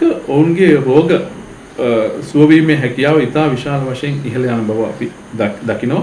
ඉතින් මෙහිදී කාය විතරක් නෙවෙයි හිතත් සුවපත් කිරීමෙන් ඒ කර්ම ශක්තිය කියන එක අකුසල ශක්තිය මැඩලීම හේතුවෙන් මේ රෝගීන් සුවපත් වෙන ආකාරය අපි අත්දකිනවා. මම හිතන්නේ අපි විශේෂයෙන්ම අපි බටහිර ආයුර්වේද වෛද්‍යවරු දෙගොල්ලොම අපි මේක අත්දකිනවා. ඉතින් අපේ වෛද්‍ය ප්‍රජාවෙන් අපි ඉල්ලා හිටනවා ඔබලත් මේ සම්බන්ධයෙන් මේ ස්ථානයට ඇවිල්ලා මේක බලන්න පුළුවන්, අත්දකින්න පුළුවන්. ඒ වගේ මේ පිළිබඳ පරීක්ෂණ කරන්න වෛද්‍යවරු කීප බලක් දැන් අපිත් එක්ක කතා කරලා තියෙනවා. ඉතින් මේ ආකාරයට අපිට මේ හෙළනිලවද්දකමෙන් අපි ශාරීරික ප්‍රතිකාර විතරක් නෙවෙයි මානසික වශයෙන් අපි අධ්‍යාත්මය දියුණු කරගන්න අවශ්‍ය ප්‍රතිකාරය භාවනාමය ප්‍රතිකාරය අපි දෙනවා. ඉතින් මේ ප්‍රතිකාර හරහා තවත් සුව වෙන තවත් රෝගී කණ්ඩායමක් තමයි මේ ඩුෂෙන් මස්කියුලර් ඩිස්ට්‍රොෆි කියලා ඥානමය ආබාධයක් විදිහට සැලකෙන නැවත යථා තත්ත්වයට පත් කරගත නොහැකිව අවුරුදු 15ට 18 වගේ වයස වෙනකොට කුඩා දරුවන් මියන රෝගී තත්ත්වයක් තමයි ඒ පේශී ආශ්‍රිතව ඥානමය තත්ත්වයක් නිසා ඇතිවන රෝගය. මෙහිදී අවසානයේ මේ දරුවන් මරණයටපත් වෙන්නේ හෘද රෝග, හෘද පේශිය අකරණයටපත් වෙලා. ඉතින් ඒ දරුවන්ට මේ ඩුෂෙන් මස්කියුලර් ඩිස්ට්‍රොෆි කියන රෝගී තත්ත්වයට විශේෂයෙන්ම කොළඹ ආර්යා ළමා රෝහලේ සේවය කරන විශේෂඥ වෛද්‍ය අමෘත පාදිනී මහතාගේ සායයට පැමිණ රෝගීන් අපි වෙත යොමු කරනවා. එහිදී සමහර අවස්ථාවල රෝගීන් ඒ සායන වලින් නිදහස් කළ අප වෙත යොමු කරන මොකද ඒ රෝගීන් එන්න දුර්වලතාවයට පත් වෙලා අවසානයේ අවුරුදු 18 වගේ වෙනකොට මරණයට පත් වෙන නිසා වෙන පිළිසරණක් බටහිර වෙදකමේ නැති අවස්ථාවේ ඒ රෝගීන් අප වෙත යොමු වෙනවා. ඉතින් ඒ රෝගීන් මුලින්ම අපි අත්දකින්න දේ තමයි සති දෙක තුන යනකොට අර නැවත ඒ රෝගය තව තවත් උත්සන්න වෙන්නේ නැතුව නවතිනවා. ඒ වගේම මාස දෙක තුන යනකොට ඒ රෝගීන් සුවතටපත් වෙන විදියක් අපි දකිනවා. ඉතින් එහෙම රෝගීන් එහෙම දරුවන් සෑහෙන සංඛ්‍යාවක් මේ වෙනකොට මේ හෙළසුවේ ප්‍රතිකාර සඳහා යොමු වෙනවා. ඒ වගේම අක්මා රෝගීන් සහ වකුගඩු රෝගීන් එයාගේ මූලික අවස්ථාවේ එන රෝගීන් අපිට නැවත යථා තත්ත්වයට පත් කරන්න පුළුවන් මට්ටමට අපිට ගන්න පුළුවන් මූලිකම අවස්ථාවේ නාය. හැබැයි ඊට පහු අවස්ථාවල එන අය අපිට යම් මට්ටමක ඒ අය දිගින් දිගට පවත්වාගෙන එයාගේ මේ භාවනාවත් ඒ අයට දීලා ඒ අය සෑහෙන හොඳ අධ්‍යාත්මික මට්ටමක් ළඟා කරගන්නවා අපි දැකලා තියෙනවා. ඒ වගේම සුව වෙන්නේ නැති රෝගීන් කිසිම ලෙසකින් සුව වෙන්නේ නැති රෝගීන්ගේ තවත් සුවිශේෂ දෙයක් අපි නිරීක්ෂණය කරනවා. ඒක තමයි ඒ අය භාවනාව හොඳට දියුණු කරගන්න. හිත දියුණු කරගෙන අවසානයේ මරණීය අවස්ථාවේ මරණ මංචකයේදී ඔවුන්ගේ හිත වේදනාවෙන් තොරව හොඳට හිත සංසුන්ව පවත්වාගෙන සමාධිගත හිතක් පවත්වාගෙන යන්න පුළුවන් මට්ටමට රෝගීන් යොමු වෙනවා. ඉතින් මෙහිදී විශේෂම උදාහරණයක් තමයි මේ පහුගිය කාලේ ඉතාමත් දුර්ලභ රෝගී තත්ත්වයක් තියෙන කාන්තාවක් අපේ වෙත යොමු වුණා. ඇය දරු ප්‍රසූතියෙන් පස්සේ ඇයගේ පෙනහළු ආශ්‍රිතව අර මියුකස් සෙම තැම්පත් වීම වගේ මේ මියුකස් තැම්පත් වීමේ රෝගී තත්ත්වයක් අපි දුටුවා. ඒ රෝගී තත්ත්වය අපි හඳුන්වන්නේ බටහිර විද්‍යාත්මකව හඳුන්වන්නේ සියුඩොමික්සෝමා පෙරටුනයි විදියට. මේ සියුඩොමික්සෝමා රෝගී තත්ත්වය අනිවාර්යෙන් මරණීය රෝගී තත්ත්වයක්. එන්න පෙනහළු ඒ මියුසින් කියන ද්‍රව්‍ය තැම්පත් වෙලා ටික ඒ පෙනහල්ලේ ධාරිතාවය නැති වෙලා අවසානයේ උස්ම ගන්න බැරුව අන්ත දුක් විඳලා තමයි මරණයටපත් වෙන්නේ. නමුත් මෙම රෝගියාට ඒ හෙළනිල වෙද ප්‍රතිකාරයෙන් ඒ රෝගියාගේ මූලික අවස්ථාවේදී උස්ම ගැනීමේ අපහසුව දුර වෙලා හොඳට හිත තැම්පත් කරගන්න පුළුවන් මට්ටමක් ඇවිල්ලා අවසානයේ ඒක සුව කරන්න බැරි වුණා. ඒ රෝගියා අවසානයේ මරණයටපත් වෙන අවස්ථාවේ රෝගියා උස්ම ගන්න බැරුව අමාරුවෙන් ගත කරේ නැහැ. හොඳ සමාධි සුවයෙන් ගත කළා මරණයටපත් වෙන විදිය තමයි අපිට ඥාතින් ප්‍රකාශ කරේ. මම හිතන්නේ කොහොම වුණත් අර අවසානයේ මේ රෝගියාගේ ඊළඟ භවය ගැන හිතන වෙදකමක් බවට පත් වෙනවා.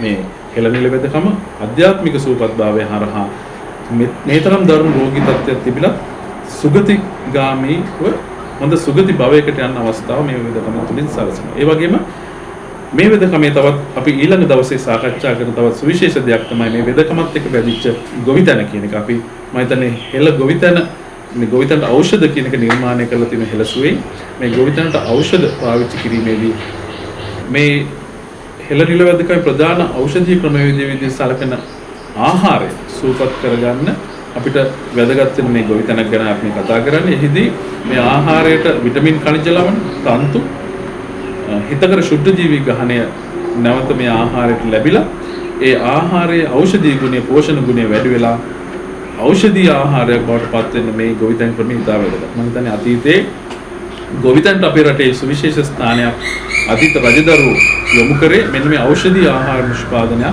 අරමුණු කරගෙන ඒ සඳහා වැව් තාක්ෂණය ගොඩනැගුවා. ඒ සඳහා සුවිශේෂ ගොවිතාක්ෂණ ගොඩනැගුවා. මේ හැම එකෙම පදනම වෙන්නේ ඖෂධීය ආහාරයක් නිර්මාණය කළ රෝගීන් සුවපත් කිරීම. ඉතින් මම හිතන්නේ මේ හෙළ නිල වෙදකම කියන්නේ එක්තරා වෙදකම් ක්‍රමයකට වඩා මෙතන සංස්කෘතියක් සම්බන්ධ වෙලා තියෙනවා.